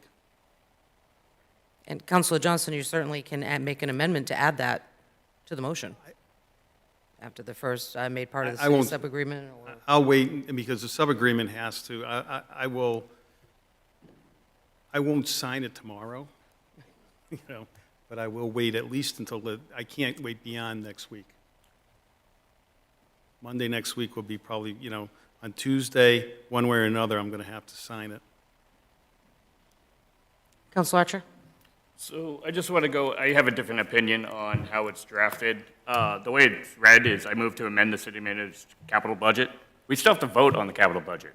All we're doing is changing the document that he's already presented, which will come back to us. It's actually on new business later today. So that's where the language itself, if it was July, I think I'd be worried about the language. But it is literally in the budget season that we have. So that's where, when I read this, I do not have these concerns, because what we're doing is changing a document, and then we have to approve the document. Similar to my argument, sort of, about the sub-agreement in the BPI. So for me, I really do not have any concerns, because it also reads that it's part of the fiscal year 2025 budget, so he can't actually expend this money because it's not part of this budget's year. So we have, if we, as the council, decide the capital plan isn't what we want and we can vote it down, it nullifies the funding mechanism here. Again, not to debate, but isn't that in Gentlemen, yep. Just as a rebuttal, isn't that exactly what the ecology school and the attorney, to me, that's more of an issue, because you're approving this tonight. That language says you're amending the budget. Okay? Now, are we going to have a subsequent amendment next week, or is this going to prevail going forward? Because that goes back, and again, maybe it's just me, but but it comes back to the order of things. We have never done this way. No. When it comes to the budget, we have a budget night. We make amendments the night of the budget, we vote them up or down. Not a week prior, not 3 weeks ago. I've never submitted budget amendments and asked council to vote on them. And again, I'm not criticizing the city administrator in a sense. I'm going with past practice. Historical reference, it matters to me. I think it's important to the public to have a clear and transparent record. So while you can say that this is only affecting next year's budget, yes, I agree. But why wouldn't you just do that next week? City On the Administrator night has. of the budget. So I may have done it probably not the way you have historically seen it. As you are aware, we're without our budget director. I kind of been working with the finance director to put this budget together. And one of the things that I did, because I noticed that in advance of any amendments, usually you try to get that in advance notice. So I think you're reading too much into this in that I probably am the one that brought this forward and put it in this way and framed it this way. I will bring it back next week as a formal amendment. All I'm looking for, I mean, we usually bring these things back as new business, and then it shows up in the budget. So, for example, the food pantry, those types of things will come back as formal amendments at next week's budget. I will bring this back as a formal amendment. I think it's important that it follow that process, and quite frankly, I just wanted to give the council notice of where I'm going to take the money from. It would probably be the unassigned fund balance, but we could talk about that next week. But at this point, I was going to bring back that as a formal amendment.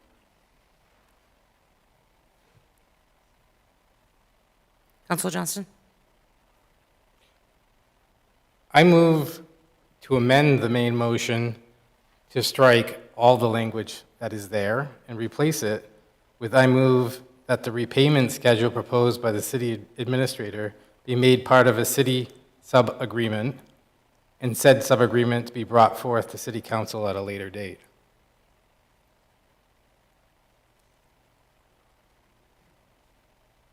You repeat that one more time. Strike everything? I would strike the entire motion that Councilor Archer read into the record and replace it with moving that the repayment schedule proposed by the city administrator be made part of a city sub-agreement, and said sub-agreement to be brought forth to city council at a later date.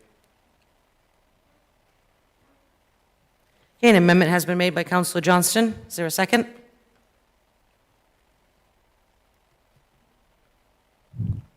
Okay, not hearing a second, amendment dies. Back to the main motion. Any additional comments?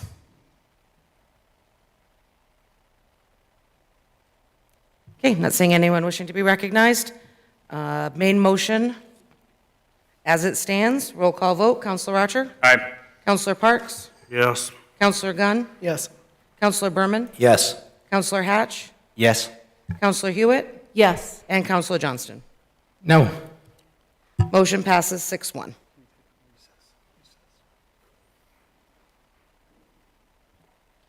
Okay, moving on to item F, and that is a public hearing, adoption of the fiscal year 2025 through fiscal year 2029 capital program. Is there a councilor wishing to take that motion? Councilor Johnston? Are we reading these, or, I mean, it's new business, correct? Opening the public hearing. Oh, my bad. I'm on the wrong packet from... Page 97. It'll come up. Page 97. Bear with me. That's okay.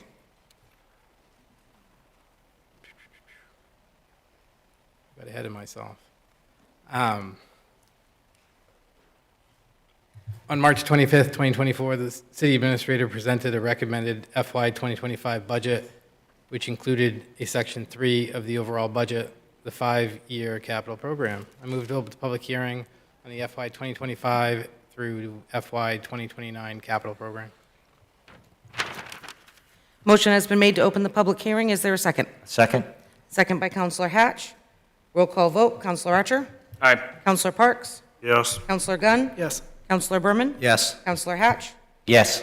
Councilor Hewitt? Yes. And Councilor Johnston. Yes. Motion passes 7-0. Public hearing is now open. If there is any member of the public wishing to speak on the capital program, please step forward.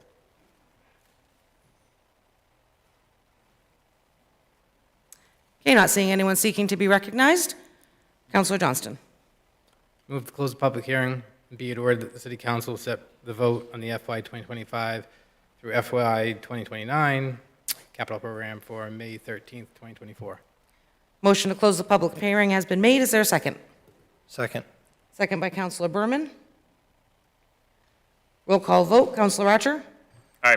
Councilor Parks? Yes. Councilor Gunn? Yes. Councilor Berman? Yes. Councilor Hatch? Yes. Councilor Hewitt? Yes. And Councilor Johnston. Yes. Motion to close the public hearing passes 7-0. Item number G is public hearing for the adoption of the fiscal year 2025 municipal budget. Is there a councilor wishing to make that motion? Councilor Hatch? Thank you, Mayor McPhail.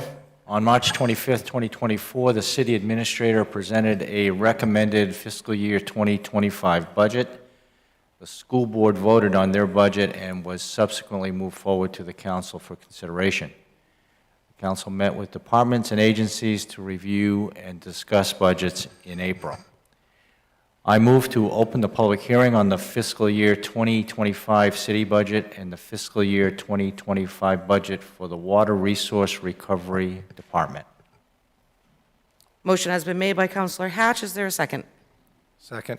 Second by Councilor Berman. Roll call vote. Councilor Archer? Aye. Councilor Parks? Yes. Councilor Gunn? Yes. Councilor Berman? Yes. Councilor Hatch? Yes. Councilor Hewitt? Yes. And Councilor Johnston. Yes. Motion to open the public hearing on the wastewater recovery department passes 7-0. Any members of the public wishing to speak, please step forward. Okay, not seeing anyone seeking recognition. Councilor Hatch? I move to close the public hearing and be it ordered that the city set the vote on the fiscal year 2025 city budget and the fiscal year 2025 budget for the Water Resource Recovery Department for May 13th, 2024. Motion to close the public hearing has been made. Is there a second? Second. Second by Councilor Berman. Roll call vote. Councilor Archer? Aye. Councilor Parks? Yes. Councilor Gunn? Yes. Councilor Berman? Yes. Councilor Hatch? Yes. Councilor Hewitt? Yes. And Councilor Johnston. Yes. Motion to close the public hearing passes 7-0. Okay, that now takes us to item 10, and that is new business. This is the council deliberation on the budget and the preparation for budget approvals on May 13th, 2024.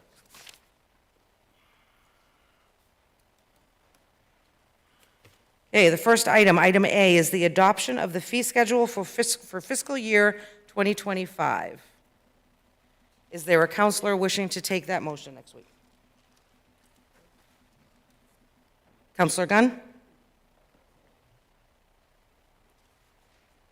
Did you want me to read that in the record? No, it's just Okay. new business, so, I just want to make sure. yep. Yeah, we don't have to go through each one individually, it's just assigning the resource.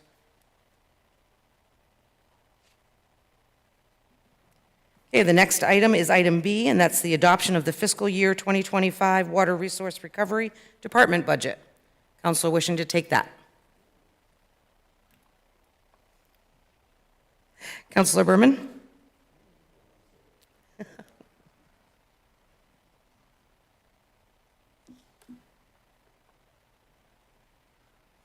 If you do have any questions on them, we do have the department's heads available before going on to the next one. Item number C is the adoption of the fiscal year 2025 municipal budget. Is there a counselor wishing to take that? Counselor Hatch?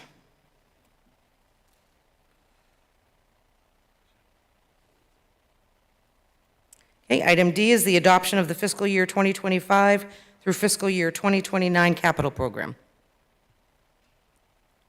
Counselor Johnston?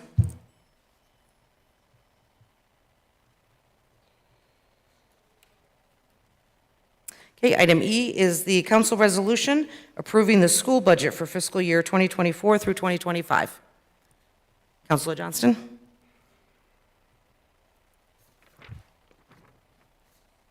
Item F is the council resolution approving additional local funds for the school budget fiscal year 2024 through 2025.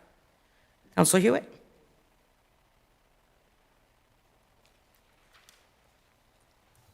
Item G is the council resolution approving the adult education budget for fiscal year 2024-2025. Councilor Berman.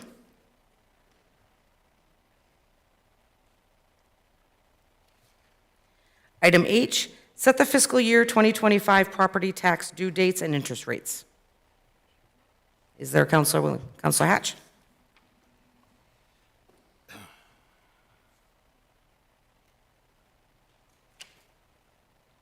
Item I is reconfirm the authority to apply tax payments to the oldest outstanding tax.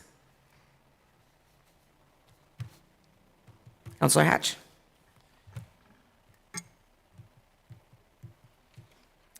Item J is the amendment to fiscal year 2025 city administrator's budget for the Saco Food Pantry. Councilor Berman.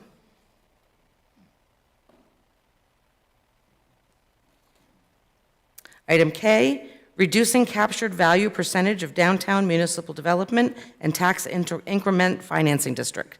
Councilor Johnston.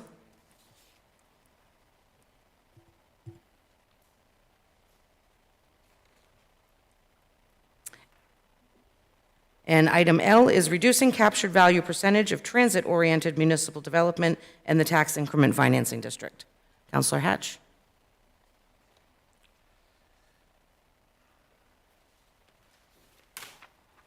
Okay, that concludes all of the items on the new business for next week. Takes us to item 11, and that is the administrative update. City Administrator Brahenko. Thank you, Your Honor. Just a reminder that the City of Saco has scheduled sewer repairs on Route 1, Elm Street, beginning at the intersection of Route 1 and Route 112, starting at 7 a.m. Tuesday, May 7th through Friday, May 10th. Unfortunately, Elm Street will be closed to traffic during construction activities between the intersections of Scammon Street to the intersection of Route 112 due to road width and utility locations. In addition, traffic detours will be in effect where southbound vehicles will be detoured into Main Street.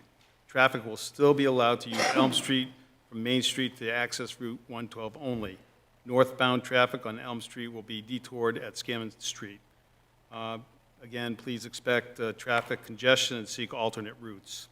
And we appreciate everybody's patience on this matter. Saco River dredging and beach nourishment request. On May 1st, 2024, I, on behalf of the City of Saco, mailed the letter to Gregory Zinser, York County Manager, requesting dredging of the Camp Ellis Pier area of Saco River and nearby sand placement on the beach north of the jetty at the mouth of the Saco River. A copy of my letter to Mr. Zinser is attached, and a follow-up meeting with York County regarding the dredge has been scheduled for later this month. So, working together with Director Fox, we have put together a letter to the county. It appears that our permit still is active, so we're going to try to get in the queue as we go forward with the county. The only other item left is consent item, notice of election for budget validation referendum and special referendum elections, June 11th, 2024. Public renewal application for special entertainment permit, Pacifico Restaurant, council deliberation on budget and budget approval. One other item will probably be the sub-agreement. Any questions or comments? Okay, not seeing any. Moving on to item 12, and that is council discussion and comment. Councilor Berman. Yeah, thank you, Madam Mayor. 2 quick points and then a longer one. First, it's fantastic news on the dredge permit. It's really going to move us forward, I think, with the dredge, and I'm very happy to hear that our dredge permit is still active and we're moving forward with the request. Second, just an observation from the bench. I find it remarkable the amount of discussion we had about a $300,000 left turn lane and no comments about a $35 million budget that's going to affect the lives of everyone in the city. I'm just always amazed by what brings people out and what doesn't. Third, and more substantively, I want to talk for a minute about the BSOOB budget presentation from last week. And I want to say I don't think I could have been more disappointed in that presentation. I love public transit. I believe in the benefits of it. I believe in the benefits of public transit for our environment. for helping our neediest citizens, for engaging in economic development, for reducing congestion on streets and in parking. Transit has everything I want to see us do for our city, and the city has already made substantial investments in it, as you can see from the Saco transportation building. In particular, I favor two benefits, and one, I think transit should be helping our neediest citizens get where they need to go, and two, I think it has a real role as an economic development engine, serving our businesses and development and serving as an economic multiplier. It was unclear to me in the presentation last week that BSOOB is up to the task. We heard earlier about the library returning to a post-COVID world where everything is different, and I'm afraid that maybe our transit hasn't. They don't seem to serve our neediest folks. Age-friendly Saco is doing that. On-demand transit is once again put back by a year. They don't seem to always serve as economic development engines. They've been unresponsive to requests from business owners in my ward, but I hear that story commonly when I talk to constituents, at least without sponsorship, which seems to be the key to getting a route. It seems like maybe it's becoming a bit of a pay-to-play institution. And I was really shocked by the cost per ride. That it seems very inefficient. At this point, giving Uber rides to those who need to go places might be cheaper. Now, this pains me. I want to invest in transit. I understand that public transit is the type of system that you have to build it before they come. It's only useful when it's useful, and that requires investment, that requires planning, that requires the routes being there. But I really urge BSOOB Transit to start paying immediate attention to make sure they're meeting the needs of our citizens and are responsive to Saco's needs. And I didn't see much evidence of that in last week's presentation. And this is especially critical as they're asking for an increase this year and have forecasted asking for increases in future years. And it's going to be very hard to support that if we don't see a more responsive organization. Thank you. Thank you. Anyone else? Councilor Hatch. Thank you, Mayor McPhail. I'm just going to have to rebut some of these comments because they're rooted in a misunderstanding of how our public transit operation functions. If you, like me, attend transit meetings regularly, both board and finance committee, you will quickly see that most of what you've said is sort of off base. The transit program focuses on permanent fixed routes within the system. Trolleys are a seasonal route with a different funding source. So when we have permanent fixed route funding, BSOOB Transit has access with appropriate funding to federal monies. Post-COVID, if you look at the statistics, there are increasing improvements to route design, fixed route design. Utilization rates are moving upward. They are working really hard, and I take exception to the fact that you may not think they are. Working very hard. On-demand transit is a whole different character. You can't run a transit authority or organization and staff it with volunteers. It doesn't work. The advantage that Age Friendly has is they have volunteers, they get grants, they get donated equipment, they don't have to deal with unionized drivers who need, CDL licenses because those rigs are big. It's a whole different ballgame. It's really comparing apples to oranges. So if we want to, and I'm for it, if we want to try to figure out as a municipality how to get a trolley down to Camp Ellis, I think we ought to work at that.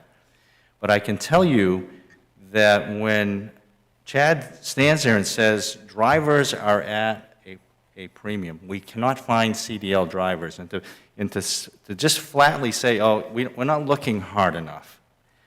You have no idea how difficult it has been for that agency to find drivers, even in a union shop. So with all due respect, Councilor Berman, I think your comments were way off base, and it just, I think, shows a fundamental misunderstanding of how the B-Soup Transit Organization has been established, gets funded, and there's a compelling argument that because we have not really kept pace with the funding of that authority, we are missing out on significant amounts of federal match dollars that we could use to deploy to improve the services that we currently have. So I just want to set the record straight. Thank you. Councilor Johnston, then Councilor Gunn. Thank you. Yeah, I've got several items, but I do want to touch upon the prior comments.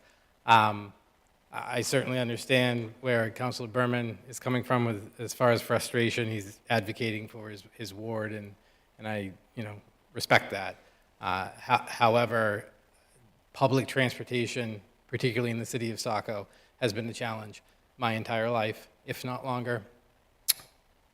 Often councilors will hear me criticize, not the organization, but criticize the fact that we, being the city of Saco, subsidize the public transportation for the city of Biddeford, primarily.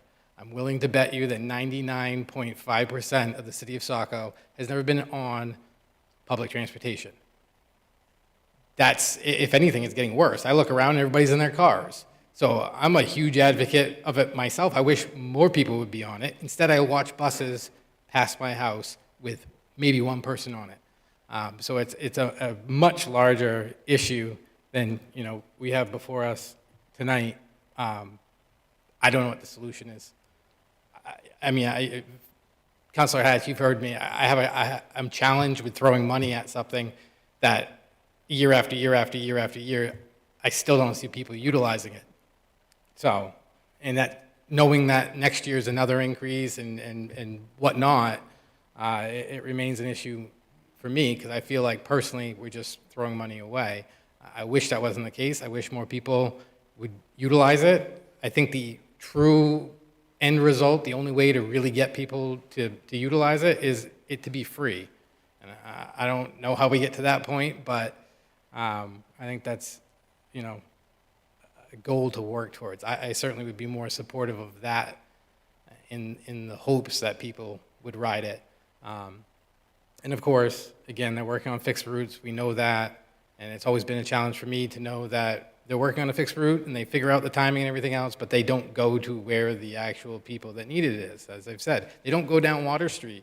There's hundreds of people that would utilize it. I've spoken to them. That's their biggest complaint is they don't come down Water Street. They can't physically get up the hill.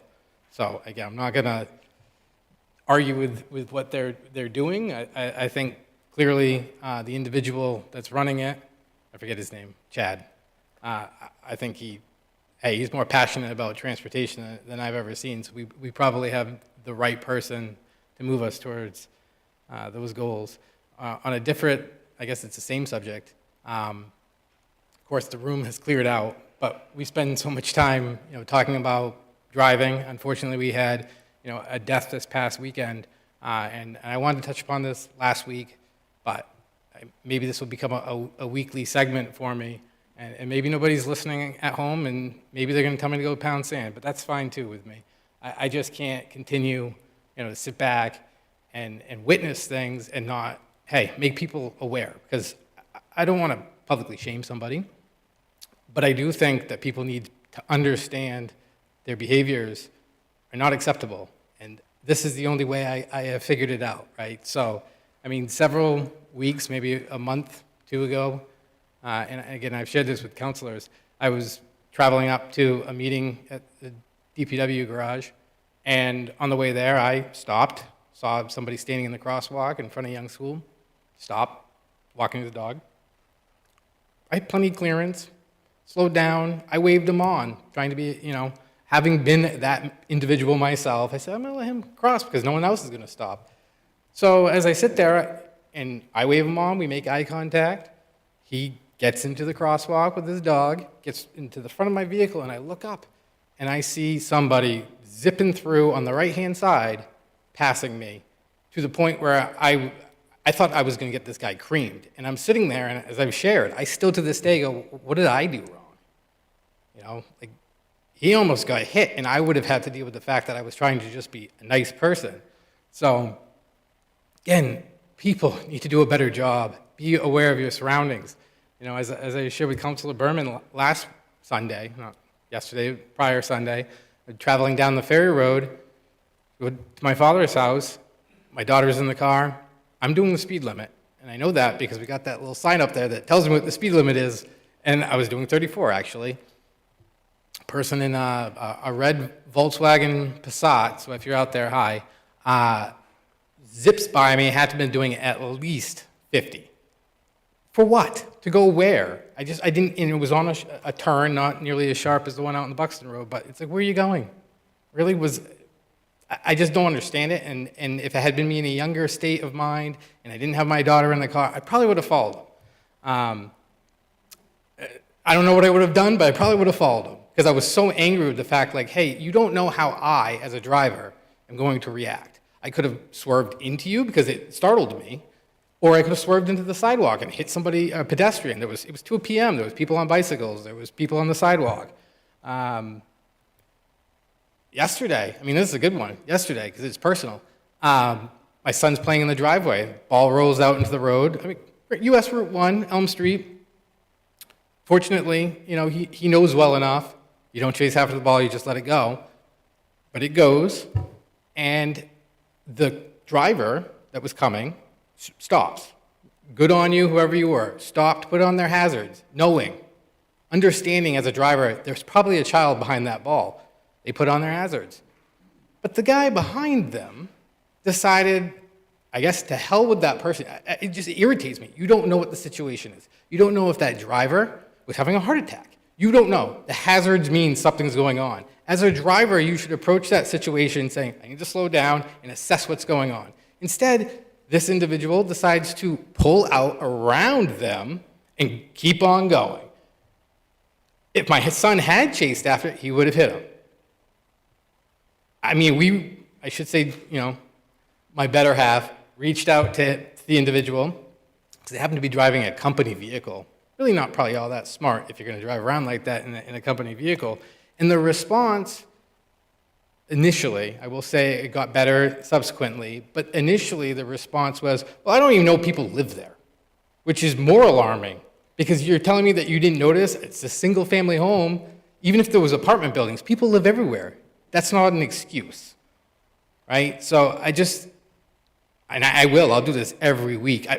On the way here tonight, I'm walking, and I walk around with a swivel on my head because I've actually been struck by a vehicle twice in my life.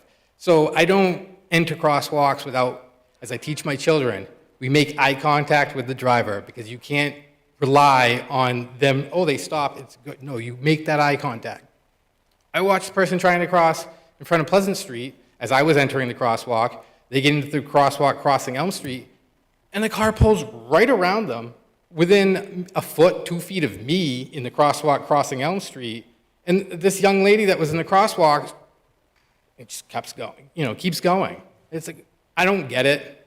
I don't have an answer for it. I feel like we're constantly trying to come up with answers, but really, at the end of the day, be better people, right? And so if that means I have to sit here and call out instances and hope that it resonates with people, so be it.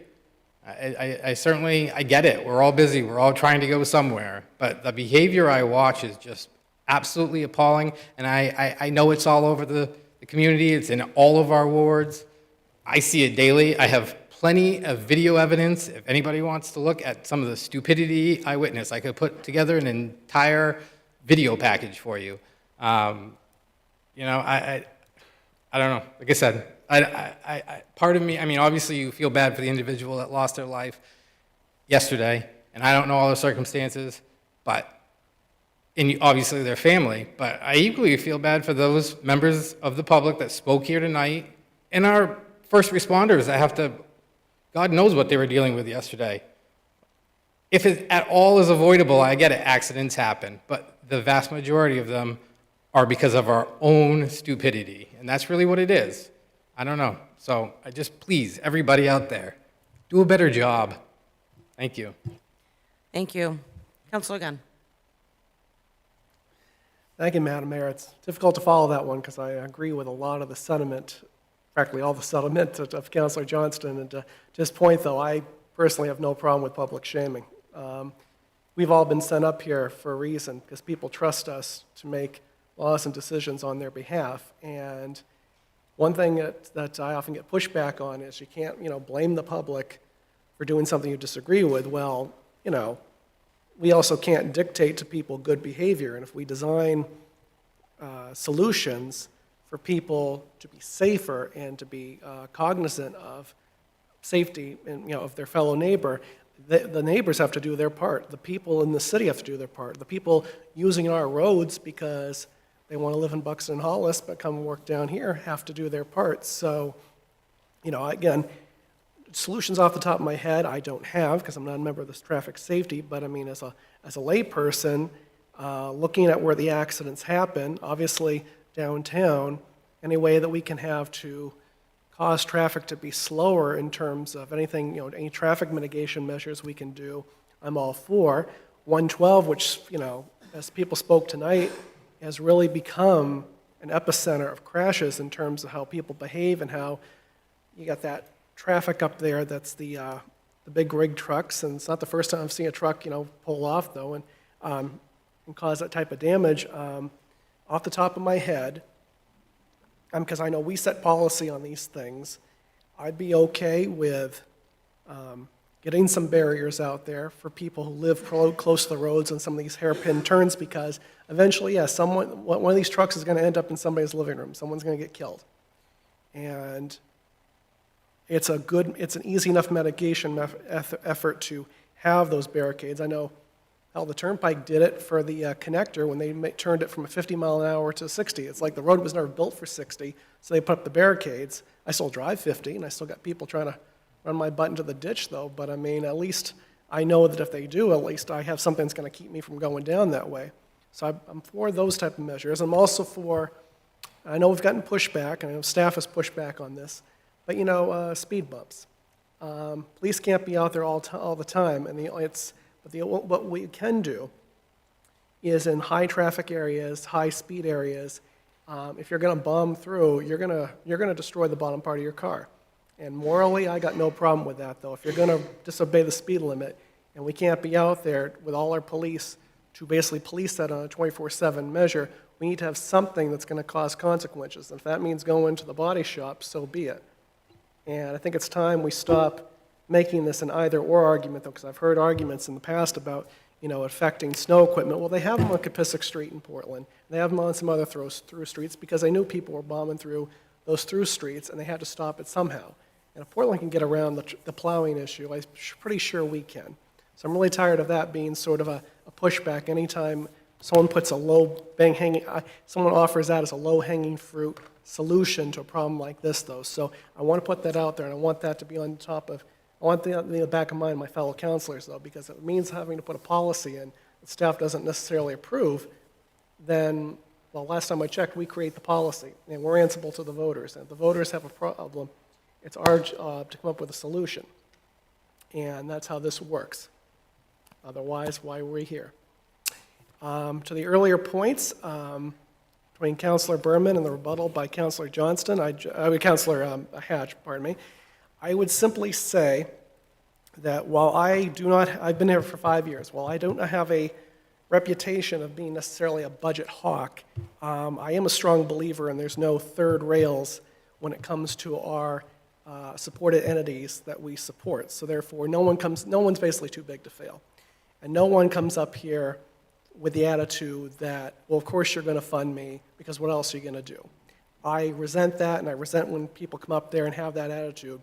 So when people come in front of us and say, look, this is the situation, what are you going to do about it? And they expect us to increase their funding, yeah, I have an issue with that. I had an issue with, I'm not saying Saco Main Street did that, but a year ago I felt like I was in that position, and some other counselors, we told the executive director, look, you got to shape up, or the votes are you're never going to guarantee the votes are always going to be there. And to their credit, this year they did shape up. And I even told the executive director, based on your efforts, I have no problem with your budget this year. And that just shows you the cause and effect, that when you have a concern, people listen to you. On the flip side, if, to Councilor Hatch's point, if there is money being left on the table by local investments that would increase federal funding, whether through GP-COG or state entities or regional entities, that would allow us to get to where we need to be for our local transportation efforts, I'd be interested in hearing that too, though. So to put some little meat on the bones of this argument, I would love to see if Councilor Berman has any suggestions where we could cut back. But on the flip side, if Councilor Hatch has any suggestions where we can perhaps invest to get the solution one way or the other, though, because, I mean, some ways you can cut your way out of the problem, some ways you got to reinvest. And I'm not solid one way or the other, so I'd like to see a little bit more follow-up before we get to next week, so we can actually have a little bit more robust discussion on this matter. And the last point I'll make, and I really shouldn't poke the bear on this one, but I'm going to, is I understand back during the BPI argument that there is a member of the public who is in communication with the Maine Department of Transportation about how they feel the BPI was funded or put together or whatnot. And that's their right. Any citizen has that right. But I am not interested in this council having to stand at attention for any member of the public who exercises their right to their own due diligence, which any member of the public has that right. But we have a responsibility to govern on behalf of the other 21,000 people in this town. And if something happens at the state level that affects our decisions, so be it. But I am not interested in doing anybody's carrying out their mission at our level when we have a responsibility to govern to the best of our abilities. And that's how I feel about it. Not talking about the merits of the challenge at all, though. That's their point. But in terms philosophically, no, we have a job to do on a week-by-week basis, and we're not asking the public for permission to do that job. Thank you. Thank you. Anyone else? Councilor Johnston? Thank you. Yeah, quick. I brought it up several times. Like to work towards a school impact fee, right? So I just want to throw that back out there. I've heard my whole life people move to Saco for the schools and Thornton Academy. I would assume, rightfully so, that with a new school, more people are going to move here. I mean, I know I would if I was looking to locate to the state or from away. So I think it's imperative that we get something in place, particularly when I start reviewing planning board agendas and I'm seeing the amount of housing, particularly single-family housing, that is in the works. So I'd hate for those to be approved and a school impact fee not to be in place. So thank you. Okay, anyone else? All right, moving on to item 13, that is the adjournment. Is there a motion to adjourn? So moved. Motion by Councilor Hatch, is there a second? Second. Second by Councilor Berman. Roll call vote, Councilor Ratcher? Aye. Councilor Parks? Yes. Councilor Gunn? Yes. Councilor Berman? Yes. Councilor Hatch? Yes. Councilor Hewitt? Yes. And Councilor Johnston. Yes. Motion to adjourn passes 7-0 at 9:02. Thank you, everyone, and have a great evening.